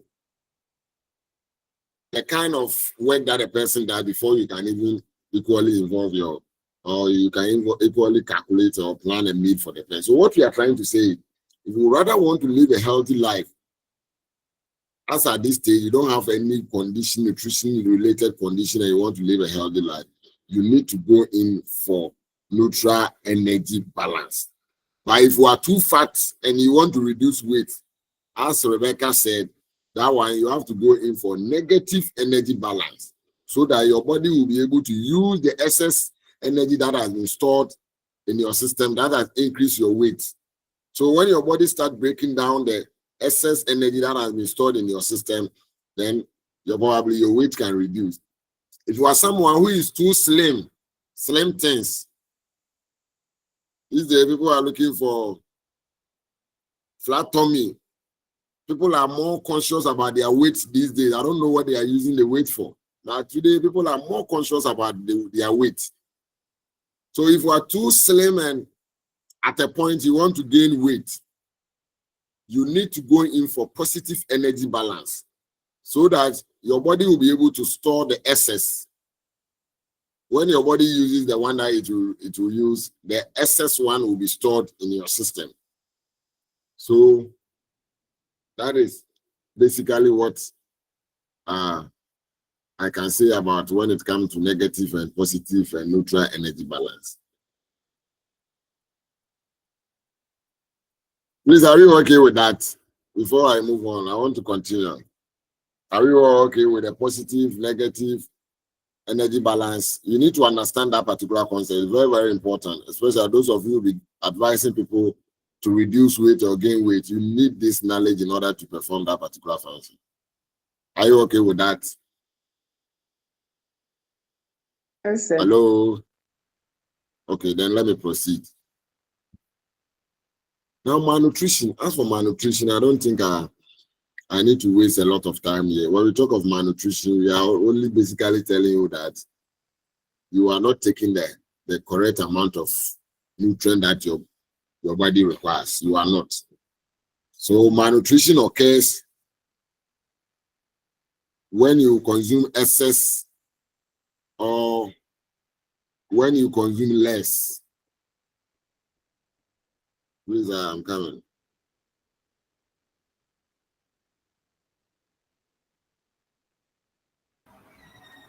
Malnutrition occurs when you consume excess or you consume less amount of nutrients. I hope you understand. So, can someone link malnutrition to any of the energy balance that we've discussed so far? Either undernutrition or overnutrition. Can someone link them? Can someone link them? Either positive or negative. Can someone link them? Either overnutrition or undernutrition. Hello. Yes, Rejoice. Hello, sir. Rejoice, can you tell me your surname? Aglano. No, that is not what I'm seeing over there. Hey, Georgie. That is not the same. Good. Hi, Georgie. Okay. All right. All right. Go ahead. Say, when we talk of the overnutrition, that goes with the positive energy balance, because the energy that a person consumes is more than what he or she expends. So there will be more excess in the body. And then talk of the undernutrition, it goes with negative energy balance. That is when the energy that a person expends is more than the energy intake, in which there will be less energy in the body. Thank you. All right. Any other? I think that is it. That is what I was expecting. So when your body is taking excess, it means that you are within overnutrition. It means your body is consuming more than what your body requires. Then when you are taking less, that is undernutrition. Your body is rather taking less amount of nutrient than what it's expend or what it's spent. So that is what you need to understand. That as for malnutrition, they are both negative. There are two ways. Either they are not enough or they are in excess. Whether they are not enough or they are in excess, that is malnutrition. So most of the time when we talk of malnutrition, people basically think that, oh, when your body is not getting the required nutrients. Yes, the required nutrients, either your body can take more or they can take less. It all forms within the domain of not getting the required nutrient. So the definition says that it is the incorrect intake of food nutrient, and it covers both undernutrition and that of overnutrition. So that is what I want you to basically pay your attention to. Okay, so let me continue. Then we have the dietary guidelines. I will say that the dietary guideline is designed for professionals to help all individuals aged 2 years and older and their family to consume a healthy and nutritionally adequate meal. These days, we don't use the word balanced meal or balanced diet more. We prefer to use the word nutritionally adequate. Nutritionally adequate. As for the balance, I can have my food and the food may be balanced. It may contain all the necessary nutrients. But how adequate is it? That is where the quantity comes in. Are they adequate or they are not? Is it enough or they are not? So we are saying that with this dietary guideline, they are there to help professionals. Professionals, you are one of them. You are becoming a consultant. You can become a nutrition. You can become a dietitian. You people will become professionals. So when these guidelines will help you, this professional, to plan a meal for your family, plan meal for your family, age 2 and above. We are using the age 2 and above because mostly within the age 1, below age 2, these people mostly rely on breast milk and other food in order for them to survive. You know, after age 2, that is where you solely depend on the normal food to in order to survive. But with breast milk, we are supposed to probably breastfeed children from the first year to A2, first day to A2. But after 6 months, the breast milk alone cannot provide those nutrients. So you try to do what we call the complementary feeding. That you try to introduce the semi-solid food and get to a point that the child can even eat the family food that you consume in the house. So you need to just understand that this basic concept for you. So this dietary guideline, there are many. You will look at them. They are just there to help you, the professional, to plan meal for your family or the people within the family that you find yourself. So basically, these are the terms that we need to understand. And I think we've done justice to that by now. I know everybody understands all these terms, what applied nutrition is, what nutrient is, what energy balance, malnutrition, and all those component requirement, actual nutrient intake and nutrient requirement. All these components, I know by now you'll be able to explain them. So as we have been able to introduce ourselves into this particular course, because as professionals, you will be planning meal for people, individuals, and most of the knowledge we are going to use to plan this meal or must have scientific backing. We need to know how we are going to source for our information. But as we have spoken about positive, negative energy balance, you meet somebody who wants to reduce weight, you try your best to find a way to plan the person diet. So when I meet somebody who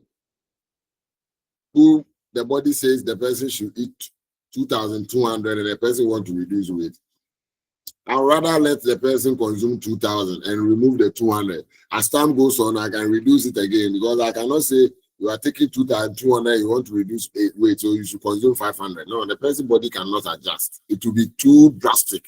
So the person's body cannot adjust. So that is some of the techniques that you can use when you meet your client and you want to help them to reduce weight. How are we going to source for nutrition information? There are a lot of information on the internet. So at which places are we going to get our nutritional information? So the sources of nutritional information, we can classify them into two. So we have the print media and the non-print media. So the print media and the non-print media. So with the print media, we said that it is a medium that we use to disseminate printed or hard copy information. A medium here means that an instrument for communication. When you hear the word medium or avenue, they are instruments that we use to communicate. So as at now, if I want to send you a message and I use WhatsApp, so the WhatsApp become a medium that I have used to reach out to you or send you a particular information. I think yesterday, those on the platform, I posted on the platform that our class is 7 a.m. and no excuses. It's an information that I sent to you, but I did it through the WhatsApp, which is not a print media. I think WhatsApp forms part of the non-print media, which is a social media tool that I use to send the information. So we also have the print media. And most of the time, the print media is printed copies of materials. So when the assignment is given to you and you are asked to go and print them, so that work becomes part of a print media. Newspapers are a form of a print media. So when you read most of the newspaper, you see sometimes there's a portion whereby you can get information related to nutrition. So all those ones form part of print media. They say that print media is one of the oldest and the basic source of information. And it is true, in the olden days, most of the things are documented. Most of the information are documented. So it became a print media. There's Anita. Yes, please, you were talking about a platform. Is it the old one that we use for the biochem? Which center are you? It's a few also. There's a center for applied nutrition. I think you people should find a way to join. So let me finish the class, then probably we can talk about Okay, it. thank you. So that is what we are saying, that the print media become the oldest. When you are doing a project work and you print it, it become a print media. So sometimes we even write them, we document them with writing of pen. They all form part of the print media.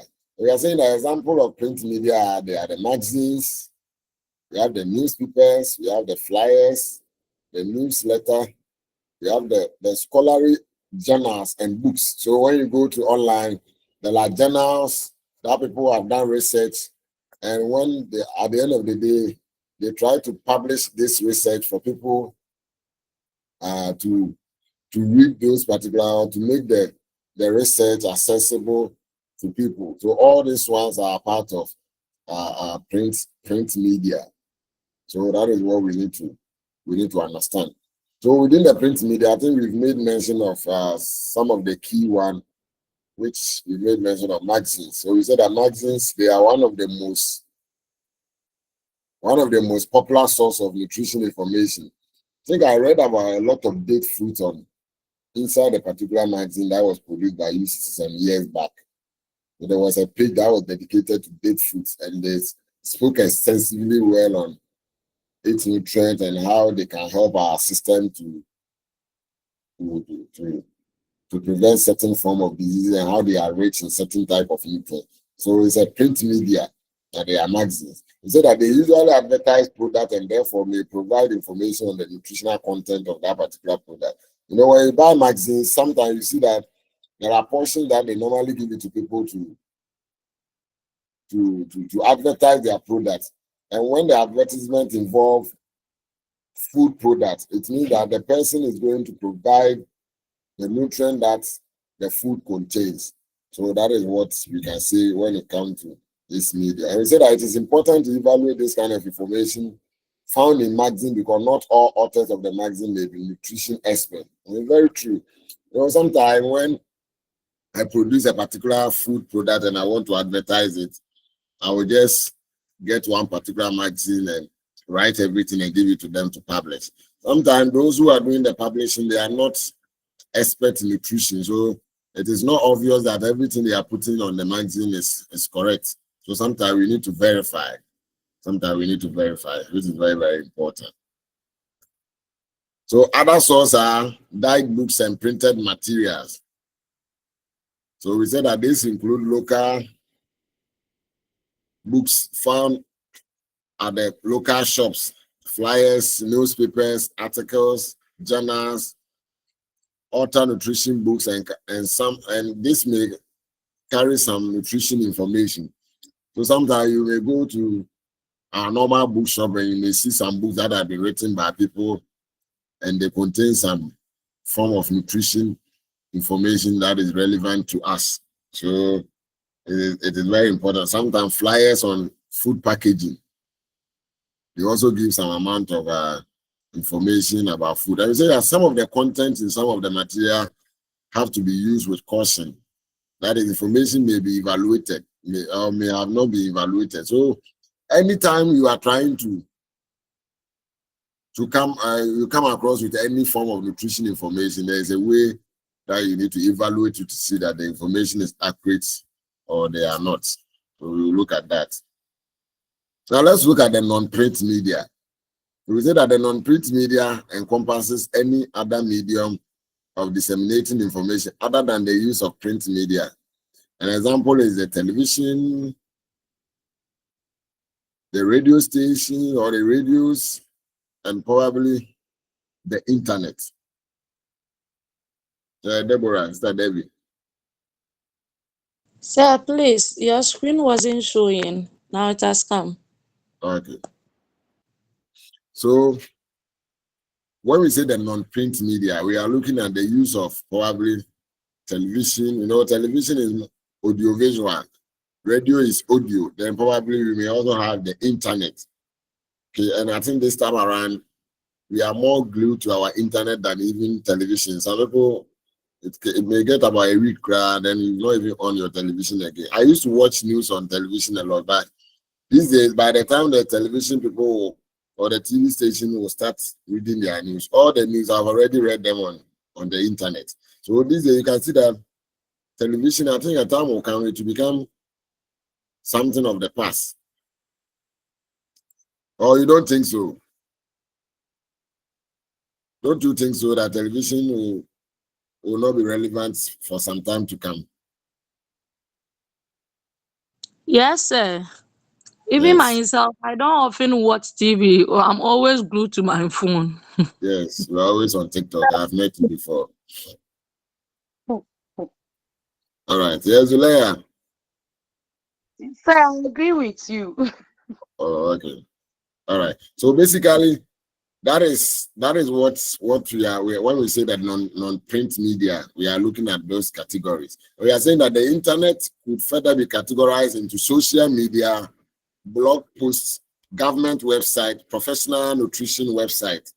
And that is true. When you look at our internet, we have the social media component, we have the blogs. See, we have a lot of bloggers who blogs on certain issues. I'm told that we also have some people, we call them vloggers, so probably we can read on them. Then we have government websites. Any website that you hear .gov, they are all government websites. They also have professional nutrition website.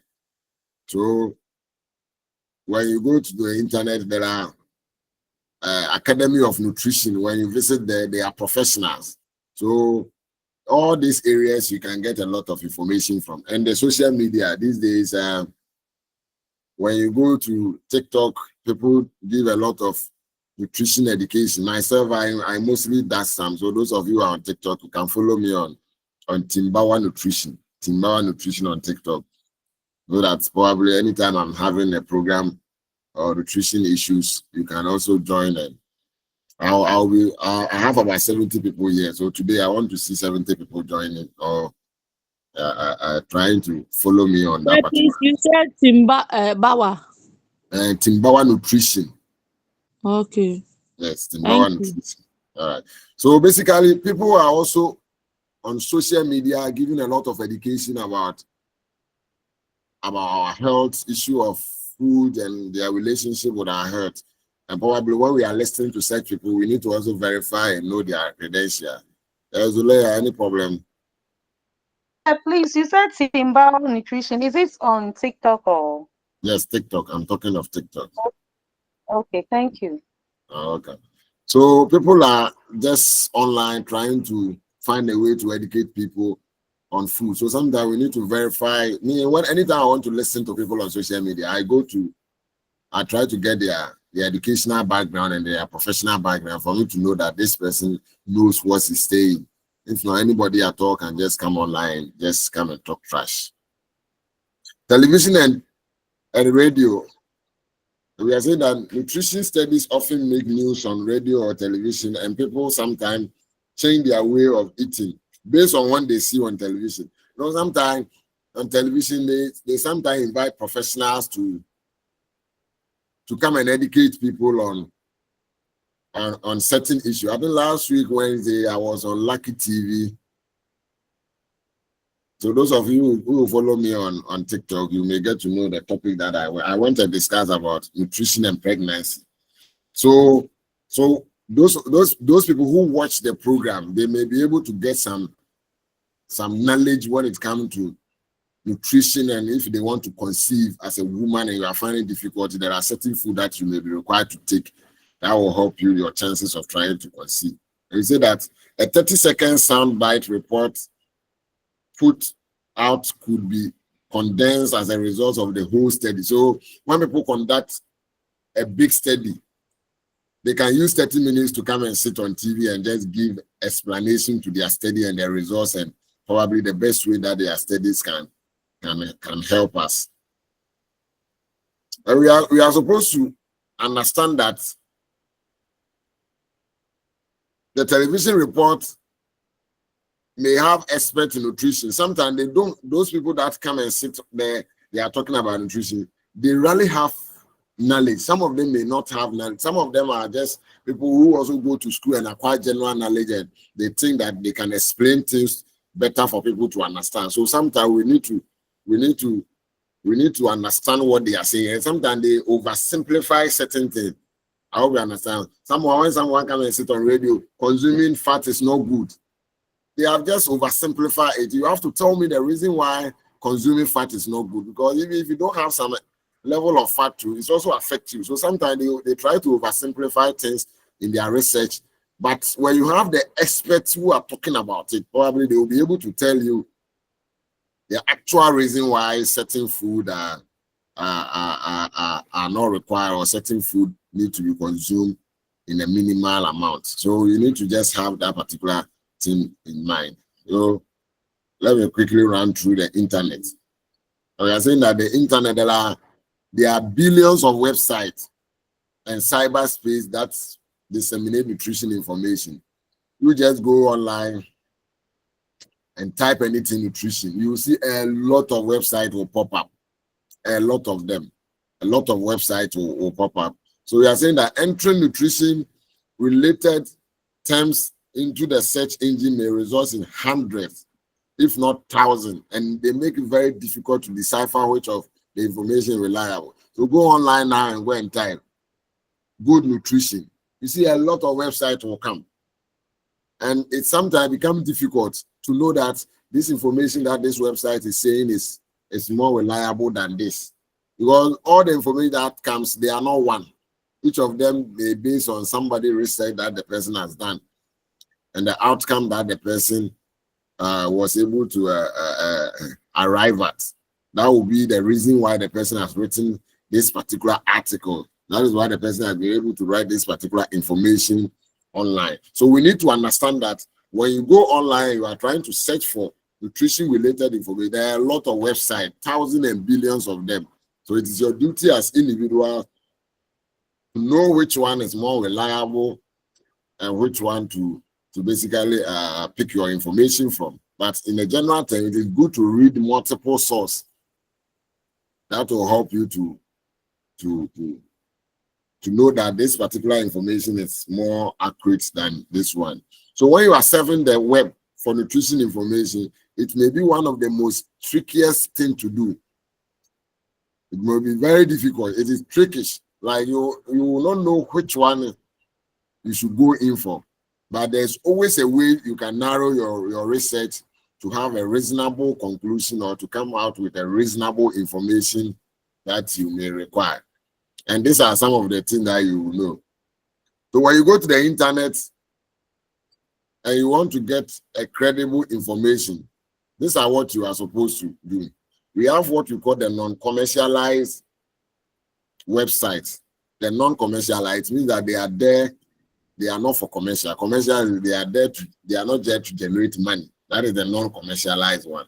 So example of those websites are, they end with .org, that is organization.org.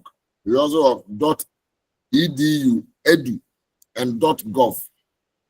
So when you see this website, they mostly give credible information as compared to the one that end with .com. Most of the .com, their information are not all that credible. We are not saying they are not credible, but sometimes it becomes very difficult for you to for you to understand, or for you to know the specific thing that you are trying to look for. So the reason why we are saying they are reliable is with the .org, they are mostly about organizations. And mostly because of credibility issue, organizations mostly do not put information that is not verified on their website for people to come and read, because they want to be trusted. Then we also have .edu. So when you see the UCC website, ucc.edu.gh. So all those edu, they are for educational purposes, and mostly their information are more credible.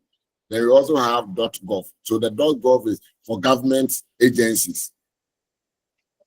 So with that agencies, because they are government, they are being run by professionals, and this professional will always prefer to put a reliable information on the system as compared to the others. So there's some example here: www.eatright.org, www.obesity.org, and www.mypyramid.gov.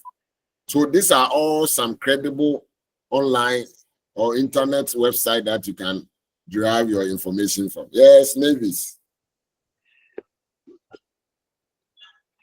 Yes, Mavis, your hand is up. Yes, yes.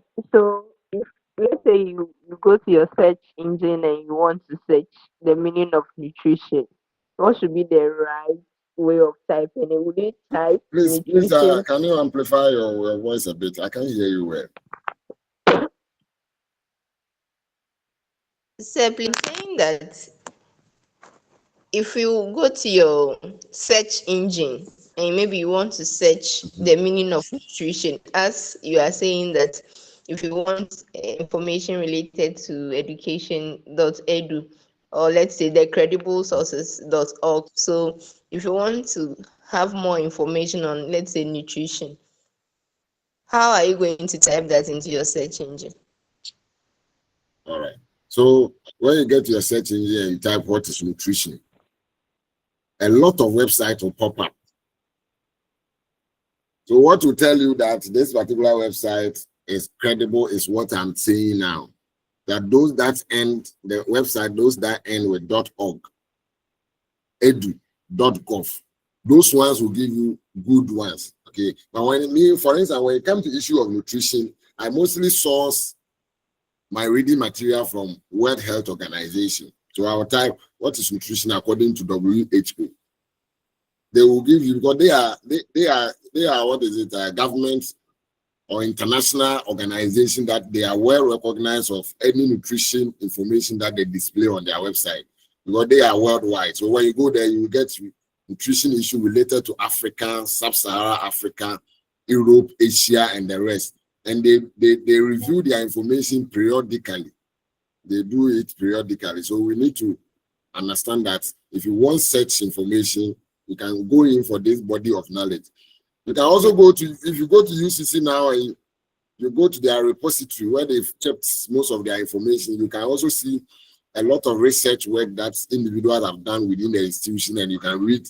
When you are reading those research, it also give you an idea that it also shows that because they are an educational institution, probably their informations are more credible. So you see, we've cited some here. Eat Right is an organization. So they cannot just come and sit there and put any other information at all. Any information that they will put it on their website may be backed by scientific research. And also the obesity.org, My Pyramid. So even if you go My Plate, My Food Pyramid, and those things, the information that they display on their website are more credible as compared to others. Any other information? So let's say if you are using let's say this AI generated, let's say ChatGPT for, let's say, a research. So you can still type that with, let's say, according to, let's say, WHO or maybe eatright.org in when you are asking for, let's say, we are making a research. No, you see, our problem is AI is not there to generate information for us to take them.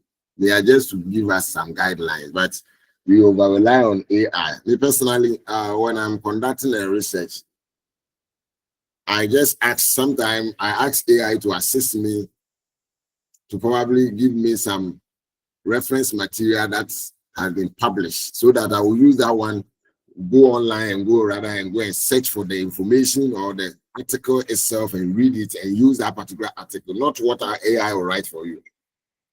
I hope you understand. Okay. So probably AI may not be the best tool to use it to go and search for nutrition information. I tell you, most of the AI reference they give it to you are not correct. Especially those of you who are using the free one. It doesn't. We are not saying some of their references are even good, but those of you who have been using AI to write your work, The reference that AI give it to you, most of them they create it by itself. AI can easily create. You give your name to AI and ask it to use it to create a reference material for. It will do that. It will surely do that. As for AI, they can just combine things. So that is why I find it difficult that when people solely rely on AI to produce their work. Well, some of their work are not reliable. They are not. All right. So that is what I can say. Okay, thank you. Okay. So when you are searching or you want to verify a credible information, these are some of the things you need to know. So put it in your mind, have it at your fingertips that the .org, the .edu, the .gov, this one provide more accurate information than those one. And you're saying that website using .com may or may not be source of reliable information. Assessing the features about the website could help ascertain the reliable information provided on the website. So sometimes you also want to assess the information on the website. You can also check the one who ran the website. Okay, you can check the one who ran the website. You can get the credentials of the person who ran the website and the purpose for which the website was developed. Some of the websites, they were not developed for that particular purpose, but it got to a time because they want more traffic at their sites, so they will start to publish what people need, and they may not be experts in those areas. Then you look at the credential of the authors, those who are writing it. You need to look at their credentials, those authors. You need to look at their qualification, their educational background to help you to ascertain whether the information they are giving out is accurate or not. And also time and date that the information was published, and the last time it was reviewed. So we need to just understand this and look at all these things. So mostly when this website that I'm talking about, this World Health Organization and stuff, they mostly update their information on a periodic basis. Sometimes within 5 years, 4 years, they can update the information that they have. Because there are certain things that a particular research may find out today. The next day, another person will conduct a research and the findings will differ from what has earlier been established in literature. So we need to understand that. So most of the time, information need to be updated the time that it was published. When you are writing your assignment today, you cannot go and cite 1990 information. I think in academia, it's supposed to be within 10 years duration. So once you are in 2025, when you are writing assignment, the minimum reference date you should use is around 2015. Even 2010, it is too old. But new information has been able to, we've been able to come out with new information that we need to rely on that one more than those that they are old. That is what we are saying. And also, as we try to continue to know the credibility of information that is on the print or the non-print media, we can also, when a research is providing a specific information, we can look at the coverage of the study. So when somebody is conducting a research in Ghana about reason why people are becoming obese, and the person just sits in Accra and use one particular let's say towns or area in Accra and conduct the results, conduct the study and come out with the results. And the person says the reason why Ghanaians are obese is they don't involve themselves in exercise. So that might be the information that the person got from Accra. Let's say the person used only people who are staying around Circle alone. Then another person also conducts a study. The person uses all the major cities in Ghana. The person pick information from Accra, Kumasi, Takoradi, Tamale, Wa, Techima, and all the big cities in Ghana. And at the end of the day, the person also conclude that the reason why people are becoming obese in Ghana is people overeat. So with these two, which of the information do you think will be credible? Which of them? Which of them do you think it will be more credible? So please, the one who did research on across the country. Yes, the one who uses who involved or uses a lot of the study areas. Because you can see that the second part, the study may cover a lot of areas as compared to the first one. So when the person trying to do the generalization, it may be more acceptable because you cannot sit only in Accra and thinking that the lifestyle of people in Accra is the same thing to everybody in Ghana. It cannot be so. That is why in research, you do what you call, you look at the population, and the population will tell you the kind of sampling to do. And even within the sampling, we also have the sampling side. So you cannot just, population over 34 million, then you pick about just 100 people, then you base on it and make a generalization that Ghanaians are like that. No, those kind of studies, the findings may not be more credible as compared to someone who is conducting study and you try to use different places, because there are a lot of social cultural issues that influence people's behavior and stuff. So basing on one particular geographical area alone and taking the data and doing your analysis and doing generalization may not be accepted as compared to when you are doing you are covering a lot area. So that is why we are saying that the coverage of the study may also tell us how credible the information is.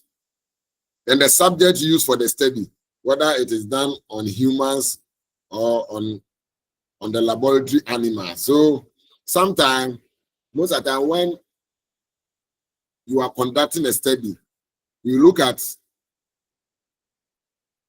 the subject that you use when you are conducting your study to know whether it is more credible or not. There are certain studies we require you to be in the lab. The lab will give us more results than just asking the person. So let's say we are conducting a study on issue of malaria, and I get to your community. When I use the malaria test to test you to find out whether you have the malaria or not, it will be more accurate than just asking you whether you have malaria or you don't have. So that is what we are trying to establish over here. So when I ask you, probably you can lie. But when I take your blood sample to the lab and I go and do the analysis, that one will give me more accurate results as compared to just asking you and you giving me information. And also the credential of the author, I think I've spoken about this, the availability of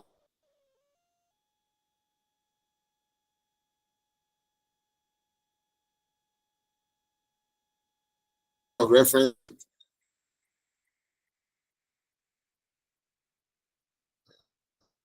If you are saying people are, please let me pick this up.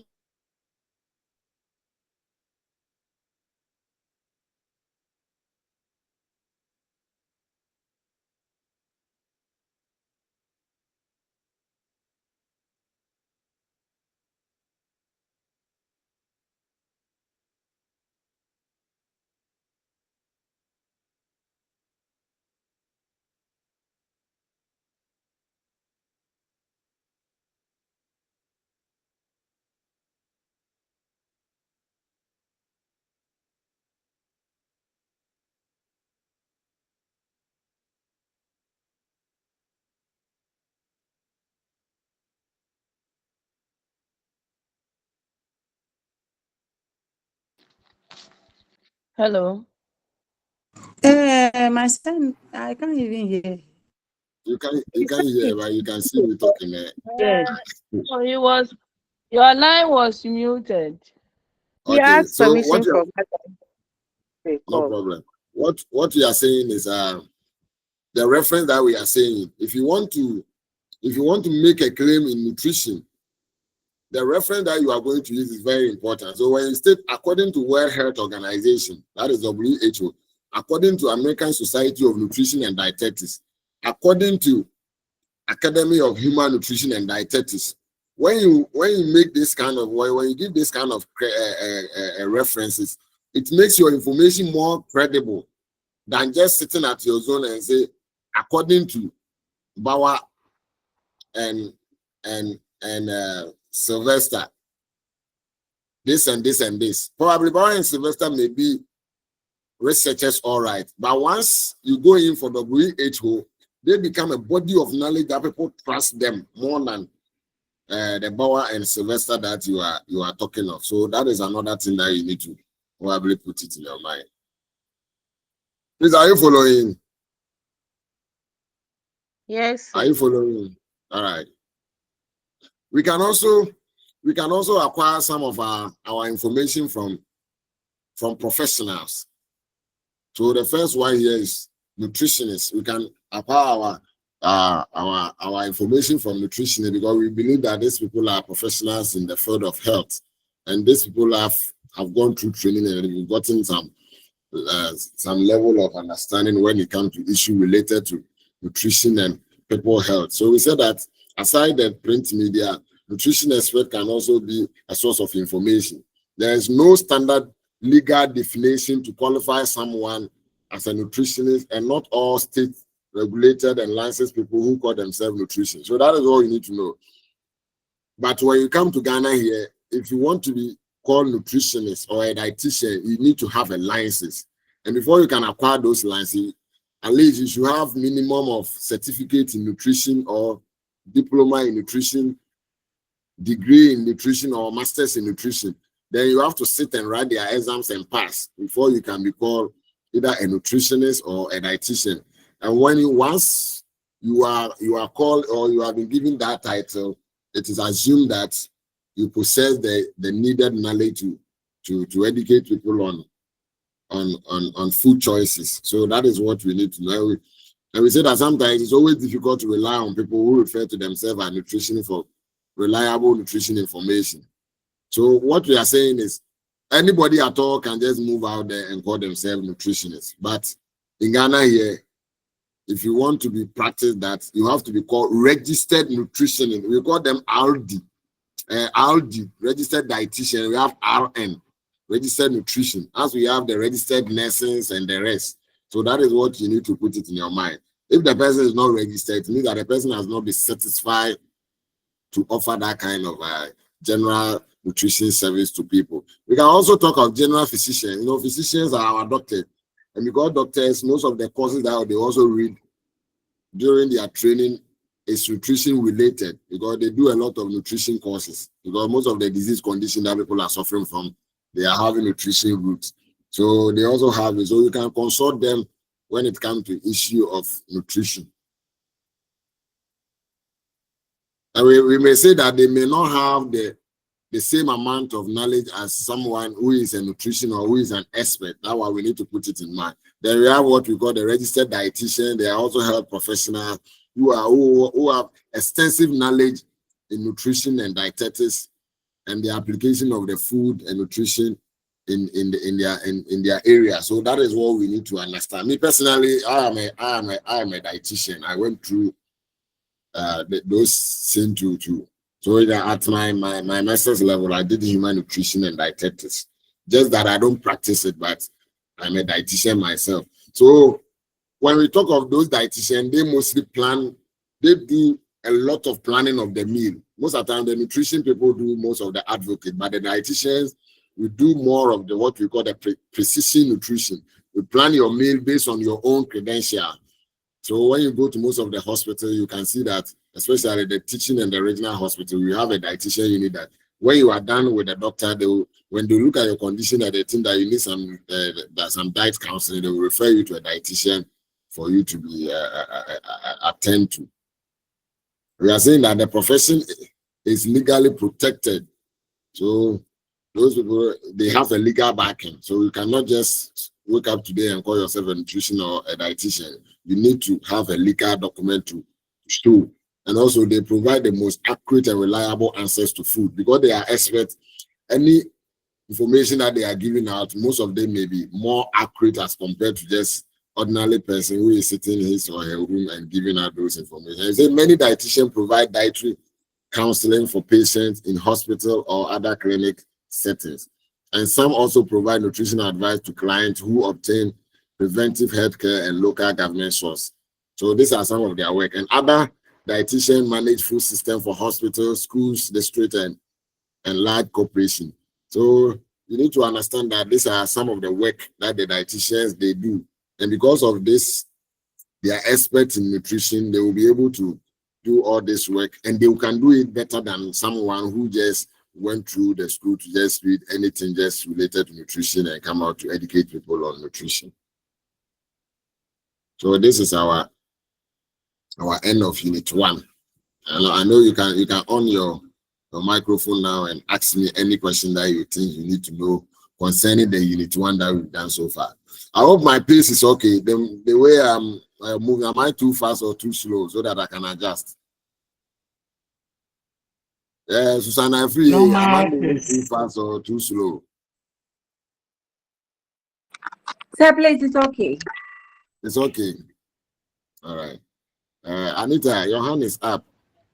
So it's okay. This one is better than the guanine class and the keto function group class. This one is very, very, very interesting. Don't you think that you don't like biochemistry? That is why you are saying that. No student like biochemistry. That's what you say. I'm not surprised. Yeah, that's somewhere. Sir, please, we want to know the administrator of the applied platform so that we join. We give our number. I don't know the administrator. Someone sent me the link and I joined. So if you are here, talk to us, the administrator.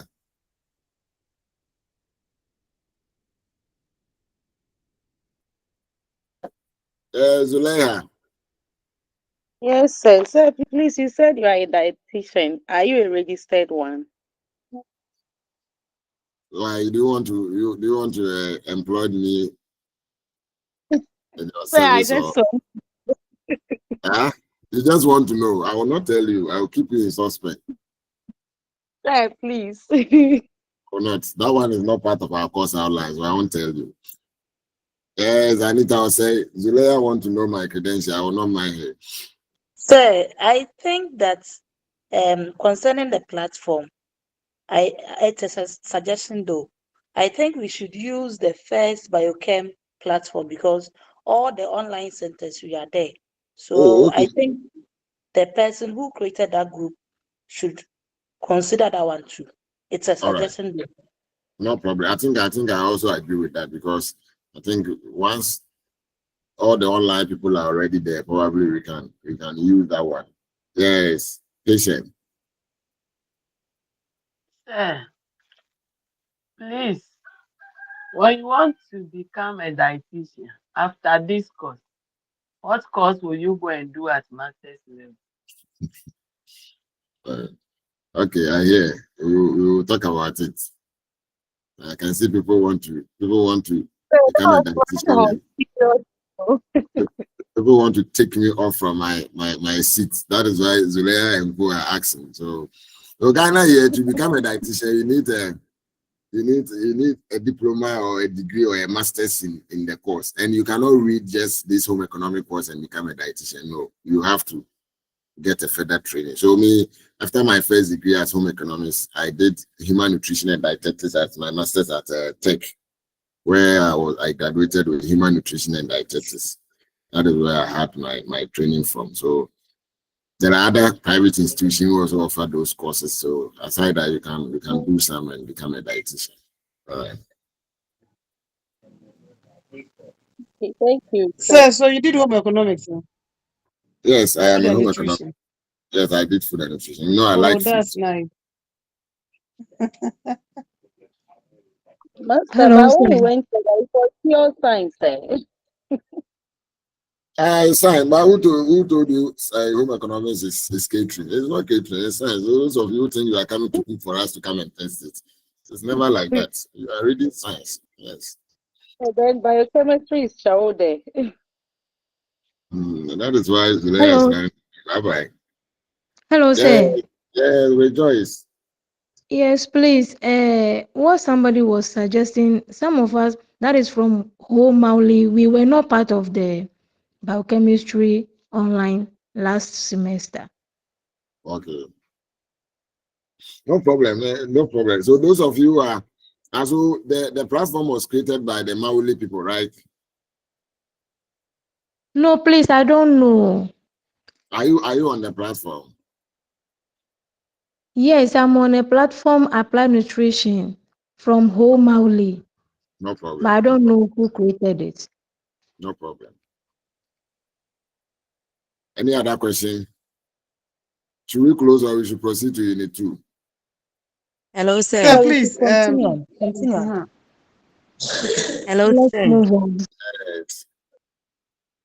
Sir, please, since you are on the Apply Nutrition from platform, maybe you should share the link of the one they are talking about so that we can join. I Where think the will I one you join, the where Apply will I Nutrition one, where will I share the link? Because I don't have few people contacts. please, you Sir, share it please on share it the on the Apply biochemistry Nutrition form. link. You are on it. Oh, okay. Okay, I will do that. You I will are do you are on the Apply Nutrition form. That one, I think the people there are most of us are from the Maule. So What maybe am you I can doing? share the biochemistry platform there so that we can join you people. What am I still doing on that platform? I thought I'm done. So please, which one? I'm talking of the biochemistry, the way people have crucified my course, as if the course is just there to kill you people. When Yeah, say me the even results came, I didn't hear anything from you people. yeah, say the biochemistry, they even me, I want to do masters, but if biochemistry is there, I will not even do that master. So I'll No, you will change. do it. You The will do it. biochemistry is not good at all. Hey, you will Hey. do it. There's nothing that is easy. So no, it's not like the biochemistry at that level will not be. We will not come and ask you the basic structures. But that one will be more of the scientific reason why those structures exist. So don't be afraid. As for school, don't be afraid. You can do it. Once you be able to pass this biochemistry, you can push further. So don't be afraid. It wasn't good crowd. Very, very bad. Very And great. you, The result. you don't need to pass all subjects to in order to graduate. Sometimes some of the subjects will, as for school, there's how you meet one subject and that person will become your Delilah. So it's normal. It's normal. Sure. But I talk about everything more than the men. you used to do what?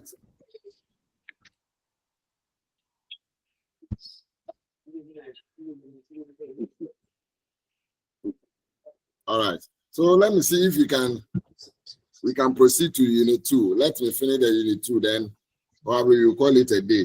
Then we'll meet next week and continue. I think I'll be the same person teaching you preservation tomorrow. Tomorrow, what time do you have class?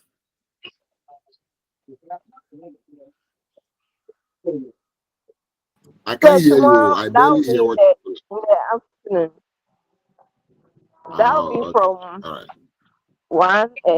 12 to 11:50 to 4. But Mauli, who will not be joining this class with you? We have Oh, okay. another teacher who will be handling us. I think it's only Okay. this one that I'm will on my come. bye. I'm on my bye. So let me basically let me give you like 5 minutes to stretch and we will continue from unit 2. Is that okay with you? Yeah, it's okay. So that Sir, nobody. Okay. we can Huh. eat small. You can do what? So that we Hello. can eat small. So that we Okay, can 5 eat. minutes. I'll go and eat and come. I'm giving you 5 minutes. Go and get neutral Sir, please share the balance. link on the biochemistry If you platform are, for us, don't come please. and disturb us. You are a stranger. Leave me alone. So I'm not a stranger. Hey, sir, is that what you're telling me?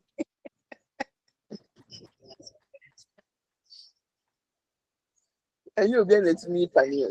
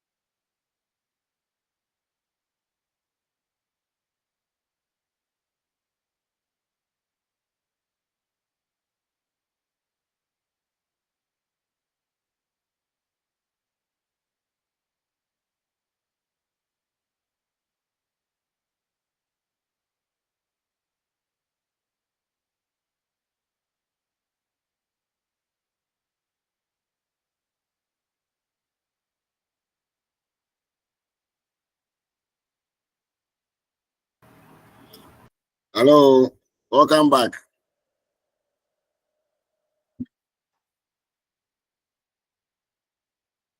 Hey, me I'm going. Where are they? Yeah, yeah. We Hey, are around.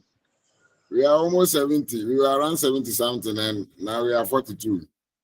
Almost half of the class is gone. Those who are eating, it's okay. Come back.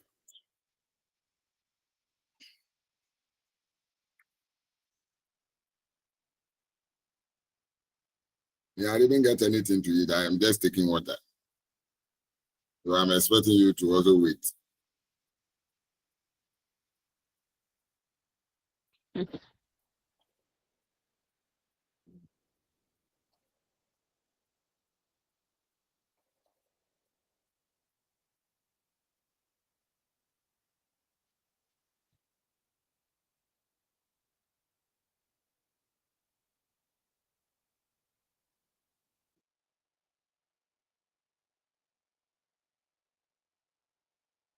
Sir, please ask for me. I'm done eating long time.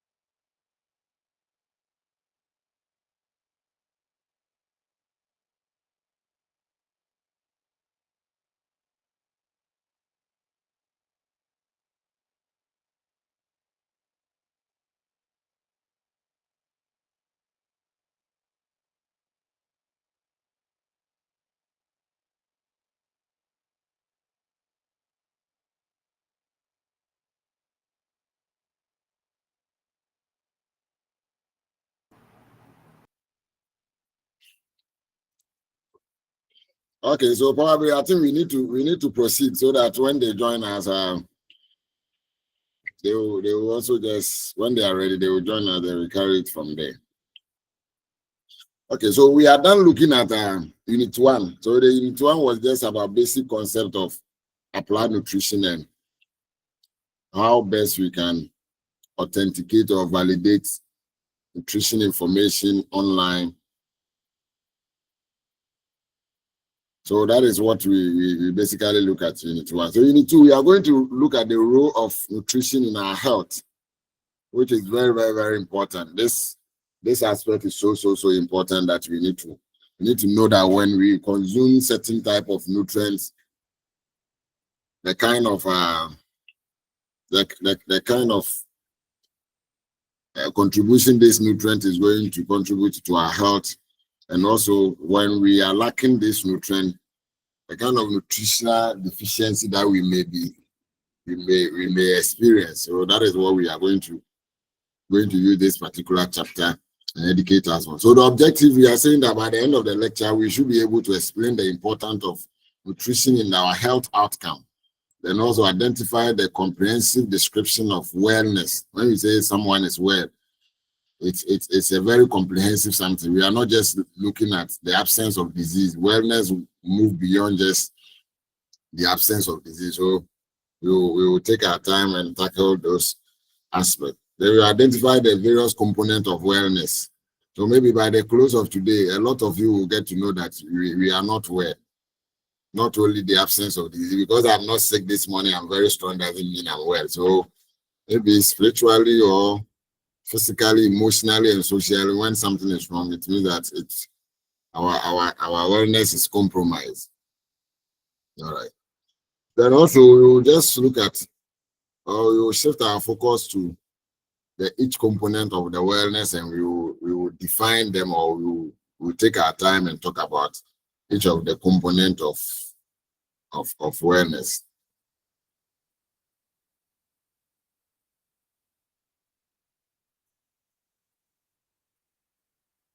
So it's the role of nutrition in health. Although when we talk of nutrition, I think we've taken our time to look at those components. Now let's talk about health. When we say health, what does it mean?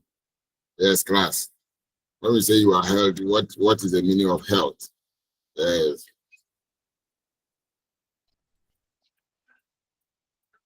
Mustafa Zulaya. Yes, sir. I think health is the physically and mentally well-being of an individual. Physically and mentally well-being of an individual. Any other? Yes, patient. Sir, please, according to World Health Organization. You are applied nutrition students. Yeah, young girl. Thank you. It is a complete state of socially, mentally, and then physically well-being of an individual, and not just an absence of disease. Thank you. So she has given us a standard definition that according to the World Health Organization, when we talk about health, we are looking at the physical, the mental, and the emotional aspects or well-being of an individual, but not just the absence of disease. That is where my interest is. We are not, when we say you are healthy, we are not just looking at because we may not perceive any form of diseases. So that is all. A lot of people are psychologically sick. A lot of people are mentally ill. So when we talk of when a human being is healthy, that is what we are talking about. When you take certain decisions that we realize that this decision is not mentally sound, we classify you as a sick person, that the person is not well. How we understand? Yes. So that is why when a grown-up person start to behave in certain manner, you keep asking yourself questions a lot. I think recently the headmaster, the assistant headmaster who video pop up on the internet of having an affair with an SHS student. A lot of people were just giving it to him because we thought that at that level, he should know better. So once he was able to not to think at that level, probably we may classify him as a person who is not well, because a well person may not involve himself in that manner, because looking at your age, the caliber of position you are occupying within the society, the certain behavior doesn't move with such position. So that is what we need. So when we are talking about health, we are just looking at the total aspect of you, the individual. So it may be physically, maybe emotional. Some people, when they are affected with one or two things, the way they handle it becomes very difficult. That is why we need to learn what we call emotional intelligence. It is not every situation requires specific reaction that you need to do towards, or you need to react towards that particular situation. So it is very, very important that we need to do. Aside it, the mental aspect of it is important. We live in a society whereby we don't mostly pay attention to mental health issue of people. A lot of people are mad moving on the street. I tell you, a lot of people. But because our society, we don't pay much attention to those things. These people may not be able to get help, or when this help that they need, people will not be able to accord them with this necessary help that they need. So we need to just understand that health just move beyond just the absence of diseases. So that is what I would say. So we say that nutrition, we deal with the study of food. This one includes how food nourishes the body and how it influences our health. So any food that we are taking, we get some form of nourishment, and the nourishment comes from probably the nutrients that we get from this food. And this nutrient play a key role when it comes to how they influence our health. When we have the nutrients in an adequacy, probably we may have a very good health. When they are deficient or they are in excess, they can also cause some form of a health problem to our system. So when we say someone has acquired optimum nutrition, we are saying that optimum nutrition, we are looking at the kind of nutrient that the body is receiving from the food and also the quantity of the nutrient. So this is when we say you are getting an optimum health. We are looking at the kind of nutrient itself, that is a specific type of nutrient, and also the quantity. So we do the combination of the quantity and that of the quality of that specific nutrient that you are consuming. So these bases form good health and a threshold for preventing disease. So if you want to prevent disease, you look at the quality of the nutrient that you are consuming and the quantity of the nutrient. If only you want to prevent disease, that is a component that you need to. So when you say you are getting an optimum nutrition, that is, you are looking at a specific nutrient and its quantity that is needed at that specific period of time, then we can conclude that you have gotten your optimum nutrients. And when that one is done, it helps our system to prevent the occurrence of certain type of diseases, either disease that is related to overnutrition or disease that is related to undernutrition, which is the deficiency diseases. They will say that nutrition can lead to development of deficiency diseases. I think I have made mention of that. Influence chronic diseases. So most of the chronic diseases are excess. When we consume some of the nutrients in an excess, they can lead to chronic disease. And they also play a role in development of other diseases. So there are other diseases that they may have their medical perspective, but nutrient may also trigger or worsen its situation. So we need to know that if you don't consume the right amount of nutrients, a lot of disease can get worse when you are infected with it. So you need to know that. So that is why most of the time, even common malaria, when you go to hospital, they will ask you to eat very well before you take your food. Because if you don't do that, probably some of the drugs, they need this nutrient in order to perform their function. So if you don't eat well and you take certain drugs, they may not even play the role that you are expecting them to play. We are also saying that nutrition contributes to the wellness, since wellness is not just the absence of disease, but also involves physical, emotional, social, occupational, and spiritual health of the individual. So when we talk of wellness, we are not just looking at the absence of disease. So there are components that we'll be looking at. So we'll be looking at your physical aspect of wellness, your emotional attributes, your social issues, and occupational and spiritual health. So spiritually, you need to be healthy. How you communicate with your supreme being based on the kind of religion that you practice. So we may take a few time to look at all those components of it. We are saying that the critical component of wellness are nutrition and physical activity. So remember, I have made mention of various components of wellness. I made mention of physical, what again, spiritual, what again, emotional, social, and mental. But the main one, or the critical one that we look at, is your nutrition and that of your physical activity. So nutrition can prevent disease and increase the quality and the years of health of your life. Although we all believe that our days on earth is numbered, but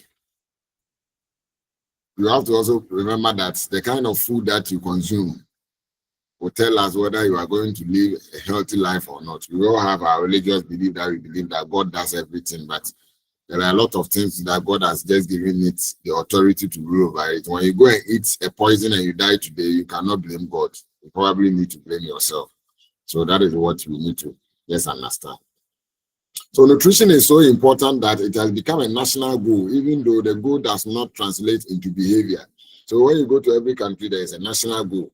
When you look at the Sustainable Development Goal, there's one particular goal that talks about helping everybody to attain and to get the right attain one of the nutrition something by the year 2030. So every country, because it's a World Health Organization or it's a worldwide goal, every country is trying to develop some policies that will help them to achieve this particular goal. So nutrition is so important. And people don't know that when you don't get the right nutrients, its effect on your system is a year-long something. It's just a lifestyle. Okay, it's a lifestyle, and people, we lose a lot because we don't gain the right nutrient. So there was a course that I was reading, and the lecturer, there was one research that the lecturer was explaining. He said that Ghana, the amount of money that we are losing because we don't take the right nutrient is more than the amount that we normally go to IMF to go and borrow. Because when you don't take the right nutrients, your brain don't get developed well. We lose human resources, and this human resources would have helped the people who are being affected, would have helped with the development of the country, and also the diseases that it causes. The government need to spend money to train doctors, buy medicine, and take care of these kind of people. So our mental development, a lot of research has shown that a lot of students who are not even doing well at home, in school, some of them are attributed to poor nutrition when they were at their infant level. Those of you that, instead of you to breastfeed your children, I don't know what these women are using their breast milk for. They would rather prefer to give the artificial foods to the children and keep their breast for whatever purpose that they think they want to use it for. So we need to know that. And we say that nutrition knowledge is critical to reduce excessive premature morbidity and mortality from food-related diseases. So there are a lot of diseases that is killing people. They say the NCDs, the non-communicable diseases, the diabetes, depression, and the rest. It is one of the leading causes of death worldwide. And most of them, almost all these diseases are having a link with the kind of food that we consume on a daily basis. So we need to be mindful of what we are consuming today so that we may not have the effect tomorrow. Now let's look at the role of nutrition in each of these this component of wellness. So first one that we will talk about is our physical health or our physical wellness. We say that physical wellness involves maintaining a good, substantial body through regular exercise and proper nutrition. So if you want to be good, you need to have a very good nutrition. You have to take in a very good food that contains the needed nutrients at their right proportion. That is a nutritionally adequate food. And also you have to involve yourself in physical activity. Okay, so on a week, most research shows that within a week you can involve yourself in 3 times exercise within the week. And when we talk of the exercise, we are not only looking at probably wearing some shorts with foot and be running around your area or whatever. You can even do it in your room. When you wake up in the morning, you can squat, you can jump, you can do a lot of things before you get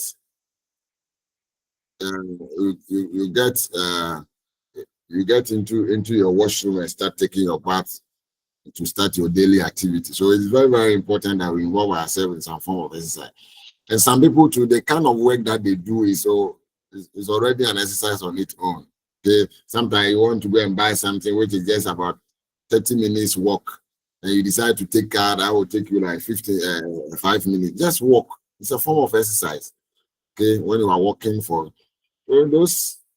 The reason why one of the reasons our forefathers were very strong was that because they were involved in most of their activities were just physical in nature. You go to farm, sometimes you walk like 2 hours. I remember when I was in the village, we can walk like 2 hours before you get to the farm. You go and work and you carry things from the farm. So that one alone is an exercise.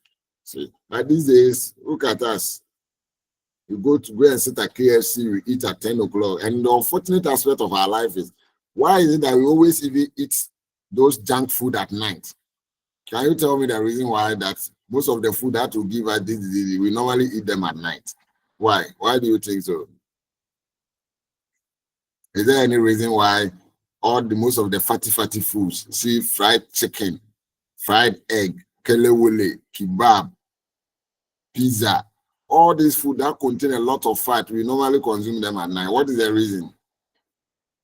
Can someone tell me the reason? Is there a reason why we do that? I hope I can be heard. Yes. Yes.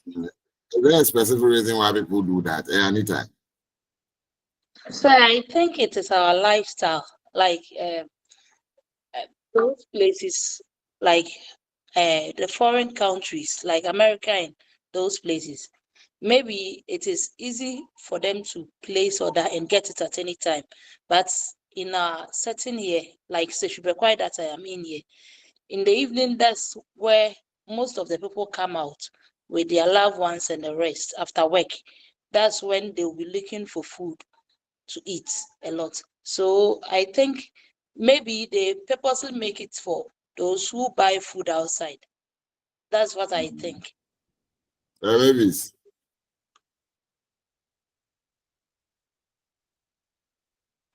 Okay, I also think we lack education. So, Yeah, I'm listening. So I said I also think maybe we lack education. We lack education, and then we feel it's prestige to be eating those foods at that time. Okay. Especially the women or the ladies. Which people should I classify them like that? When you take them to this KFC and the chicken man, they think they have gotten to some proper place, man. Not knowing that we are helping them to die early. so sir, can we say it's It's lack not of true. Lack of what? Yes, sometimes it is lack of knowledge. We thought maybe we are enjoying life, not knowing we are killing our slowly. Yeah. So some lack of knowledge, don't know. When we take people out, we think you are spending our money. We are trying to just get you closer to your grave. Hey, So you don't worry. Hey, Mr. What is said?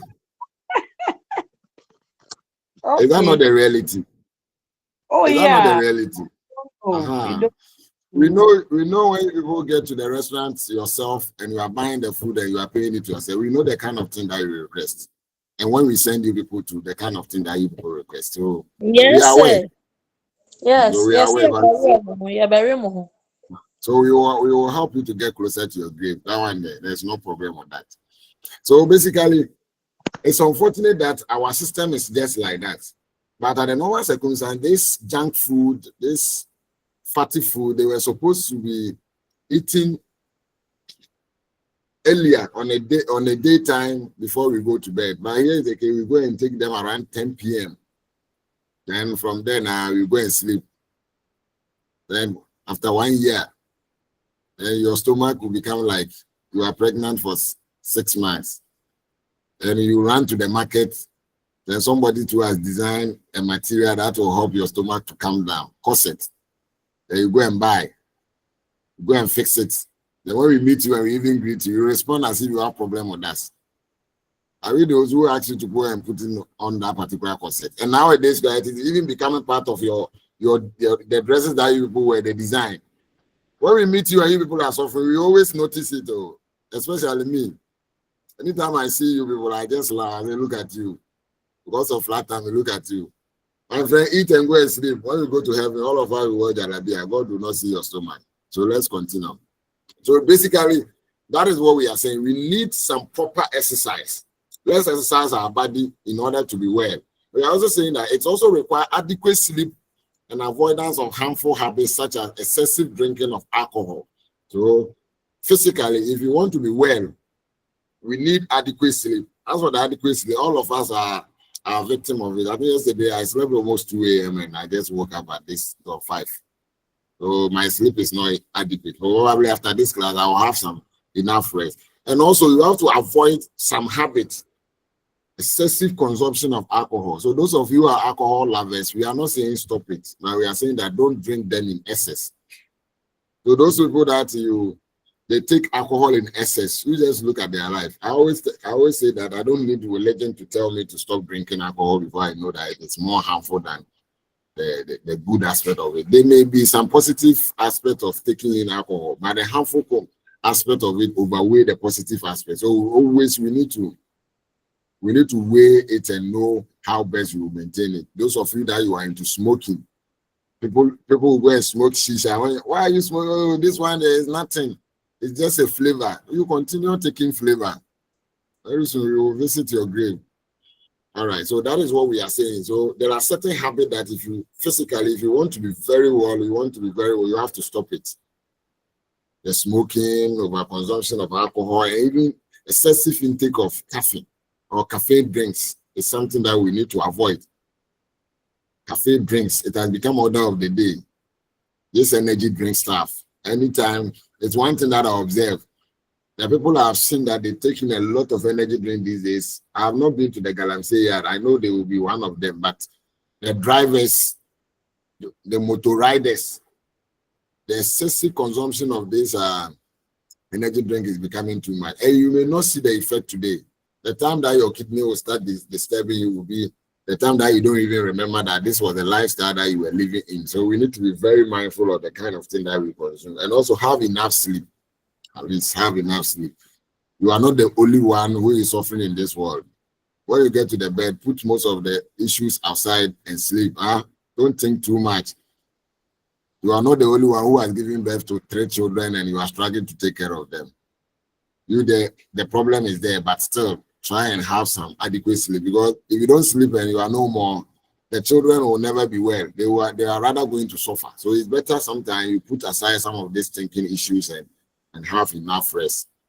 And also maintain a constant, well-rounded exercise program is crucial for physical wellness and the basis for preventing most of the illness and disease. So if you want to achieve physical health, you should plan a well-rounded exercise program. Not that today, this week you go for jogging 2 times, next week there, then you try and eat all your junk food, and next you start again. It might not work. Okay, as you are trying to exercise, you take in the good food so that the two of them can help you to achieve the optimal level of physical health that you are looking for. Then we can also talk of our spiritual health. And what is the spiritual health? It involves the development of compassion, forgiveness, and being caring for one another. That is our what is it? Our spiritual health. Okay, so spiritual health, how you connect with your maker, how you pray, how you meditate, your affirmation. Okay, so all this one come together as physical, although this might not have issue related to nutrition, but we are talking about it because we are looking at the total well-being of an individual. Total well-being of an individual. So you may have compassionate for people. You have to be forgiving.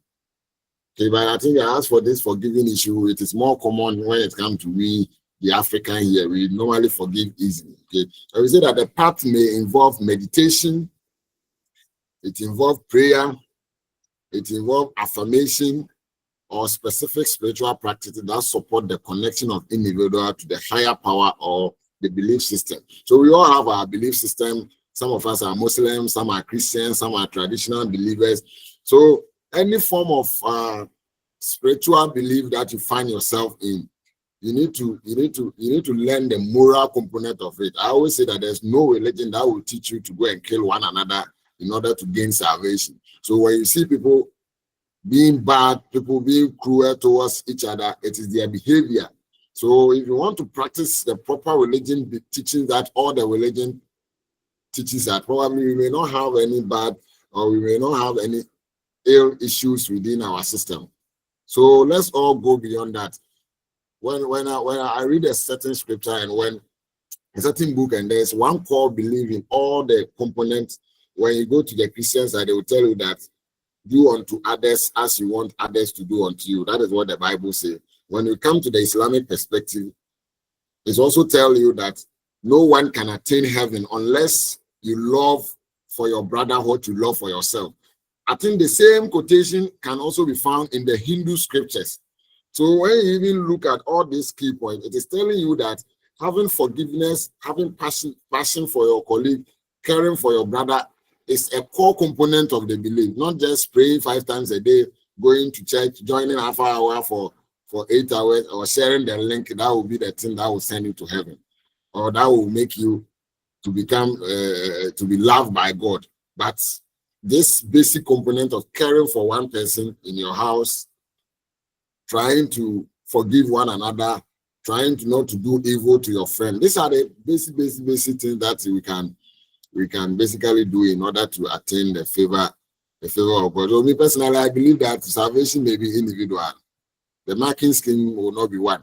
Or you think the marking scheme will be one? Do you think the marking scheme will be one? No, sir. God can even give me heaven for teaching you people alone, no matter the bad thing I will be doing. So it depends on the environment you find yourself and the role that you are playing. That will determine probably what you do. So sometimes we should be less judgmental and do a lot of stuff what we do against ourselves more than that one is more important than probably what we think. But we are not saying we shouldn't pray. We should pray. If we're Muslim, offer your prayer. A Christian, go to your church. Just that make sure that your religion is not disturbing others. That is the only problem I have in Ghana here. Me, I'm a Muslim myself. I have problem with the way we call prayers are done and be disturbing people who are sleeping. I have problem with that. And I also have church around me. When they are doing all night, I cannot also sleep. And when you go and talk, they say that, you see, so there's a problem. These are some of the things that we need to do, that your religion should not be something that will affect others. And you shouldn't also sit down for others' practices to also affect you. So that is the way we can live for the environment to benefit all of us. So we need to make sure that spiritually we are also strong. And we say that it makes people willing to transcend themselves in order to question and the meaning and the purpose of life. So religion always asks you to, it pushes you to question the reason why you are existing. Okay, so your religion will tell you there's always a reason why. Religion will always have a reason for your existence. Okay, every religion may have their own. So probably where you belong to will determine. We say that it goes beyond religion in person's life, but can easily be developed and found through things like nature, meditation, volunteer work, and family, but can be defined through various factors, including religious faith, values, ethics, and moral values. So you see that these days we have become more religious, but when it comes to the issue of morals, it is zero. Now people have become more religious, but we have thrown away the moral that this religion teaches us, and we are just following our own thing, all in the name of God is forgiving. God will surely forgive us. So these are some of the things that so religion should just go beyond just meditation. We can involve ourselves in volunteer work. There is something that is positive that is going on in our environment. You see people doing it. You can involve yourself. It's all form part of religion. We have to look at the values of this religion. Every religion that we practice today, there are values that this religion teaches. And there's no value that is bigger than loving your neighbor as yourself. There is no value more than that. So that is, if those values are there, you may not go hunger, you may not eat, and your colleagues will go hunger. It is not like that. I think you watch the Jesus movies, will tell you somebody gave him an apple. When he was also going, somebody asked, he gave it out. And when somebody asks you for your clothes, you give it to the person. So these are all moral values that we can learn from the Christian religious beliefs. When it comes to the Islamic aspect, there is a quote that the Prophet said that no believer will go and sleep. You can never be a believer once your neighbor is going to sleep with hunger or with empty stomach. Why you call yourself a believer? So these are all some components of religion that we can learn that will also help us to develop ourselves spiritually. Yes, Francisca. I can see your hand up, Francisca. Sorry, sir. Okay. So this is the few components of religion that I want us to just take note of. Let me end it here before I became more spiritual this morning and take you to the realm of the spirit. Amen. Then we can also look at emotional health. That is feeling about oneself. Emotional health. It is also a component of the wellness that we need to look at. So we say emotional wellness involves being aware and comfortable with one's own thoughts and feelings. Okay. So with the emotional health, we are looking at how you are trying to be aware, and you are being comfortable with your thoughts and how you feel. That becomes your emotional aspect. It mostly relies on being able to express one thought and sentiment or sensation as well as absorbing others' view. So you see, A lot of people are emotionally not stable because of the way they are. When you are emotionally sound, you don't only think about yourself. You think about yourself and you also look at others. This thing that I'm doing to this particular person, if it is done to me, will I take it? Will I be happy? The kind of thought and answer that you give it to yourself will let us know the emotional state of yourself. And being emotional will grant people the power to express feeling without any constraint. So when you are emotionally good person, you allow people to express themselves. Let people talk about what is disturbing them. One aspect of our culture that I don't like is about that. When two people get issues and we want to resolve it, instead of us to allow these people to express their feelings, you would let's just forget about it. Even though I'll forgive you, I'll talk about it. Let's just express it freely so that we will be able to know that whatever that you did affected this person emotionally. And we say that it includes being confident, having solid self-esteem, building trust, and understanding the feelings of others. So emotionally, Ghana, you're too much confident. People just look at it as you are trying to be arrogant. But there is a thin line between arrogant and confidence. So if you are not careful, you may think that you are confident, but you are being arrogant. And sometimes people may perceive you to be arrogant, but it is about confidence. Okay. And also how you can build your solid self-esteem. So some people, they see people, they try to demean themselves. Hey, me, can I do this? Then you start to doubt. No. Build the emotions very well so that you'll be able to express yourself in a way. And also, as you are trying to build yourself, you have to also try and understand others. Me, when I meet you, when I'll try to provoke you, the kind of way you react will tell me the level of your emotions. So you need to be very emotion. You need to learn a whole lot aspect of emotion. Very, very, very important. And we say that this offer people the ability to learn and grow from experience. They encourage autonomy, that you become on your own and also make your own decision. Being emotional will grant people the power to express feelings without any constraint. So there are people that when they are even within the midst of people and you ask them questions, they know the answer, but instead of them to say, they feel shy. They are not confident of themselves. Hey, what if I make a mistake and they laugh at me? No. Make a mistake, then probably you can build upon it as you move on. Now let's look at the social well-being of an individual. So socially, we are looking at, anytime you hear the word social, we are looking at your interaction with people around you or around your environment. So the social health, we are looking at your family, your community, and your social environment. So social health involves building healthy, nurturing, and supportive relationships, as well as fostering a genuine connection with others. When I was at the university first degree, this is one thing that I observed. When we were moving from level 100 to level 200, a lot of ladies, about 2 or 3 ladies, will go and rent a room and they will stay together. Within the first semester, you see that they will start living individually. Some people will start looking for their own room. They will be fighting with each other. They will not agree to what other people are saying. They always want their colleagues to do things on their way, which personally I see as a problem. Me, I stay with my roommate for 4 years, from level 200 till we finished doing masters.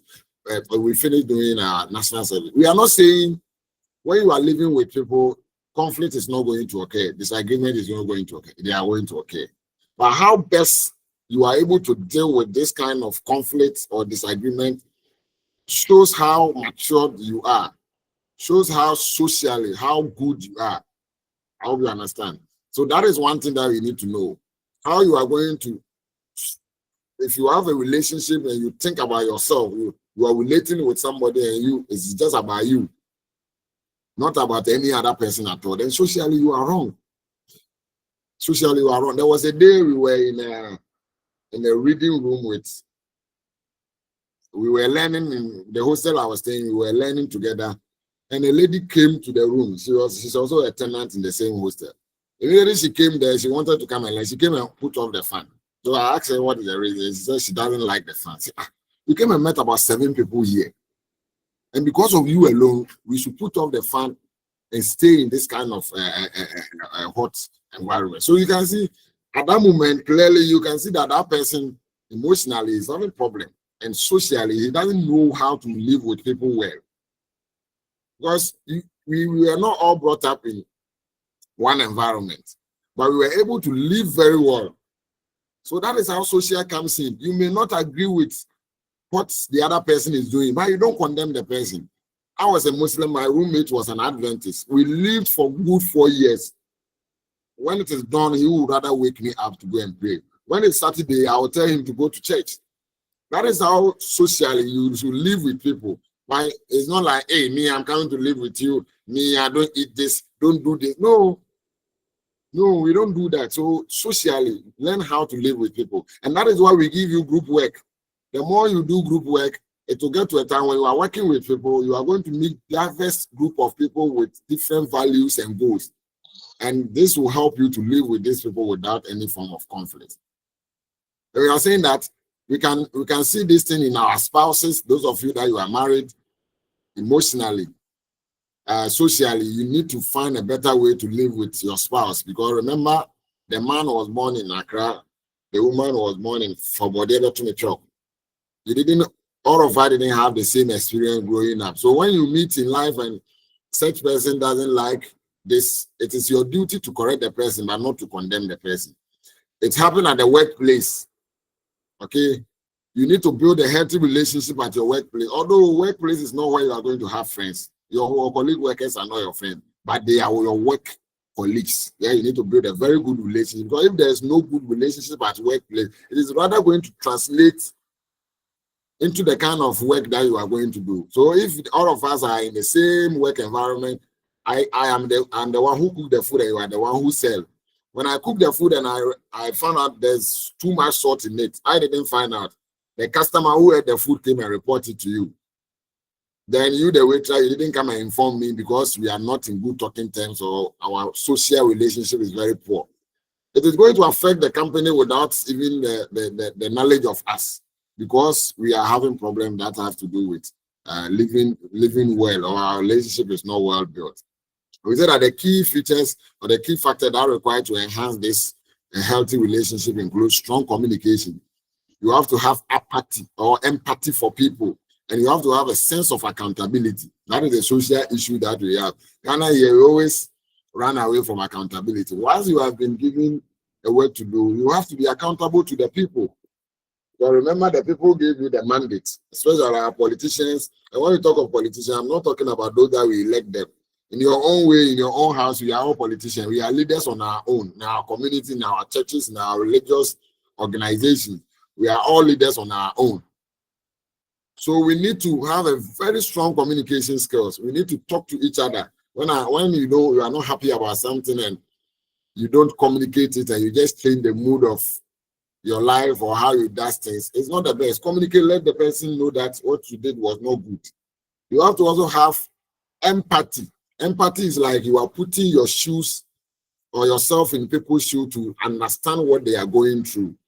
Okay, so that one is different between empathy and sympathy. You may feel sorry for the person, but the empathy, that is why you see when people go to funeral and when you attend somebody's mother funeral, you have lost your mother before. At that moment, you may be crying. But that moment, you have remembered, you have put your shoe in that person, and you are trying to understand what the person is going through, because you have gone through certain things, all those things before. So these are an aspect of life that we need to build. And when we are able to build our social well-being very well, we are going to live with the environment, and not only human beings, even with the animals that we live with them, they all form part of the social environment that you find ourselves. You just go there, you just meet a dog, you remove your shoe or stone and you throw it at the animal. What has the animal done to you? Because they also form part of the social environment. They are part of the environment that we interact with. So we need to find a better way to live with all creatures in order to survive. And we say in contrast, traits like withdrawal, vindictiveness, or selfishness can have negative impact on social health. And it's true. Some people, when you do something and they don't like it, they will not talk about it, but they will withdraw. They will not do that thing again. Okay, some people too vindictive or selfish, they always think about themselves. I don't care what is happening to the other person. Socially, you are wrong. Okay, so we need to, when we are able to look at all these things and we are able to do it well, probably we are going to have a very lovely environment for us all to live in. So let's look at the importance of social awareness. So when you are very good socially, or socially when you are good or you are well, it helps you to build a healthy relationship with others. Okay, very good relationship.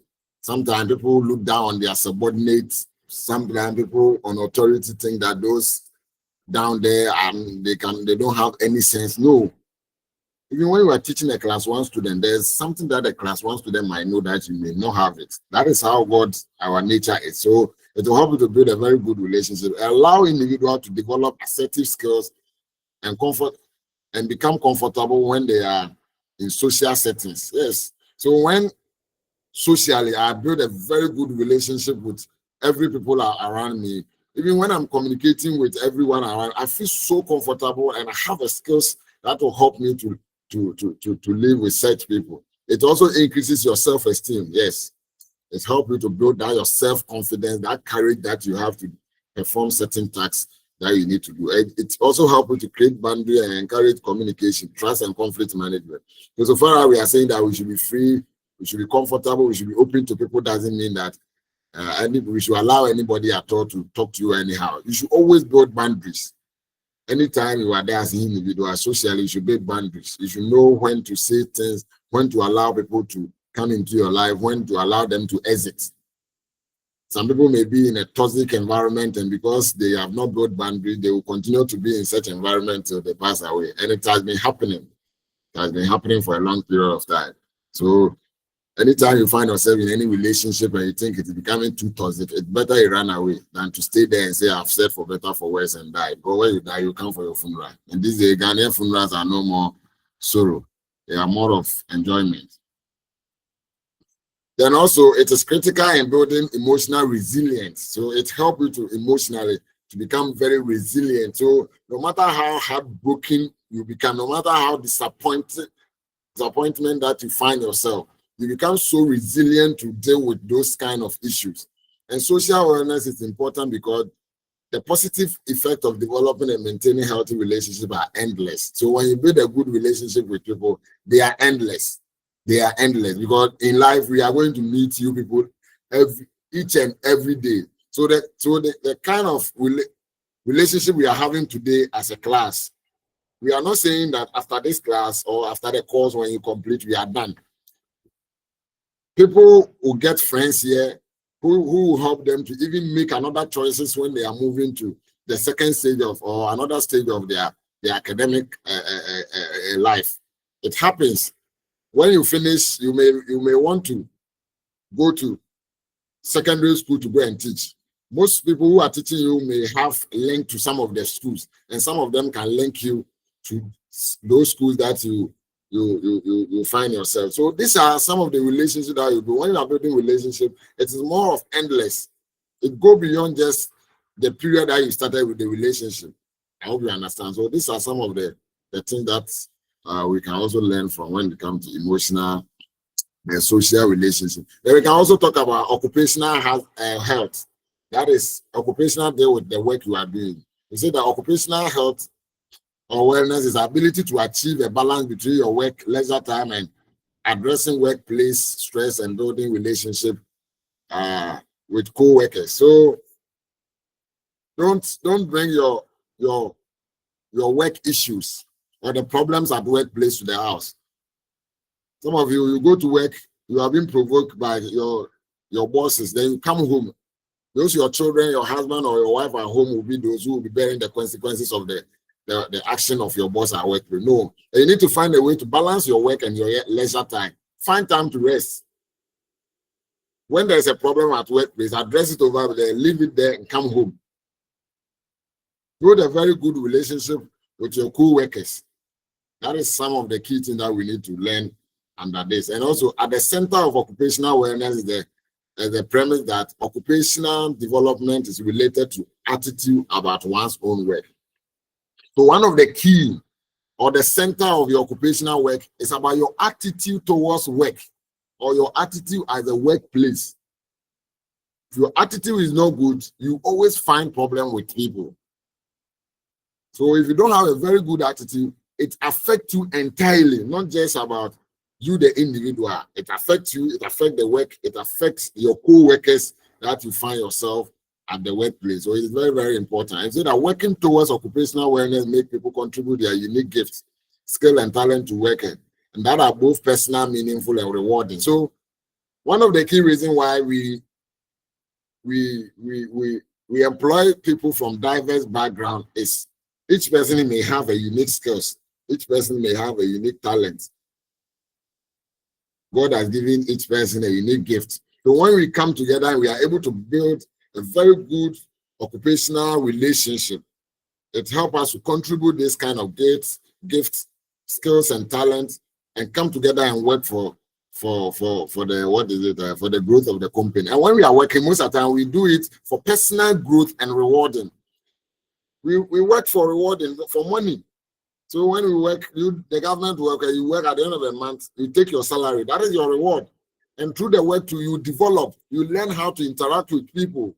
You learn how to live with people. You grow knowledgeably. You gain a lot of knowledge through your work. And that one, it is more personal, meaningful.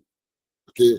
And we need to cherish such values. And it's very, very, very important. These are some of the values that we get at workplace that we need to cherish them so much. And we say that the choice of profession, job, career ambition, and personal performance are all important components of path terrain. So anytime you are choosing a particular profession, you choose the one that you like doing it best. Because when you choose something that you love doing it, you can contribute it better than when you are doing something that you have been forced. So you can see that these days, because of the economic issue, people just buy form to go to military, police, nursing, teaching, and that is not what they really wanted to become. But because there's no work, they say, oh, let me manage this one like that.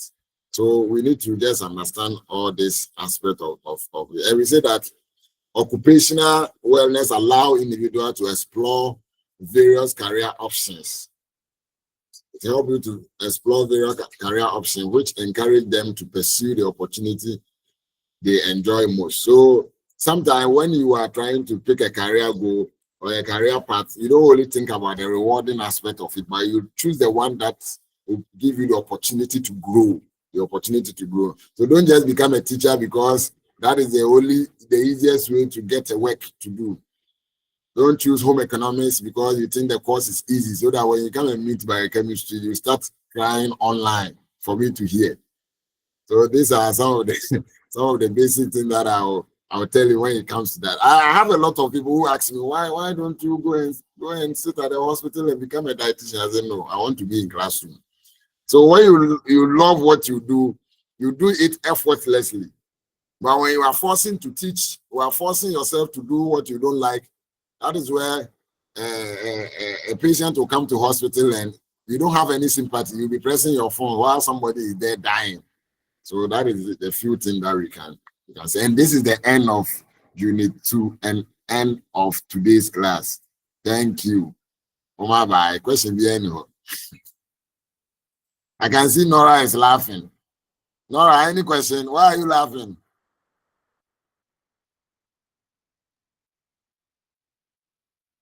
Yes. I'm enjoying the class. You are enjoying? Yes. The class, they said you shouldn't come and enjoy. So if you're enjoying it, means that it's an extra thing I'm giving it to you. So you have to pay me. So the papa. You do. One I need keto cancer. They are coming. You meet Guana and you meet us. You meet all of them. If there's any question, you can on your microphone. I'm done. Then you ask questions about it. Then we can talk.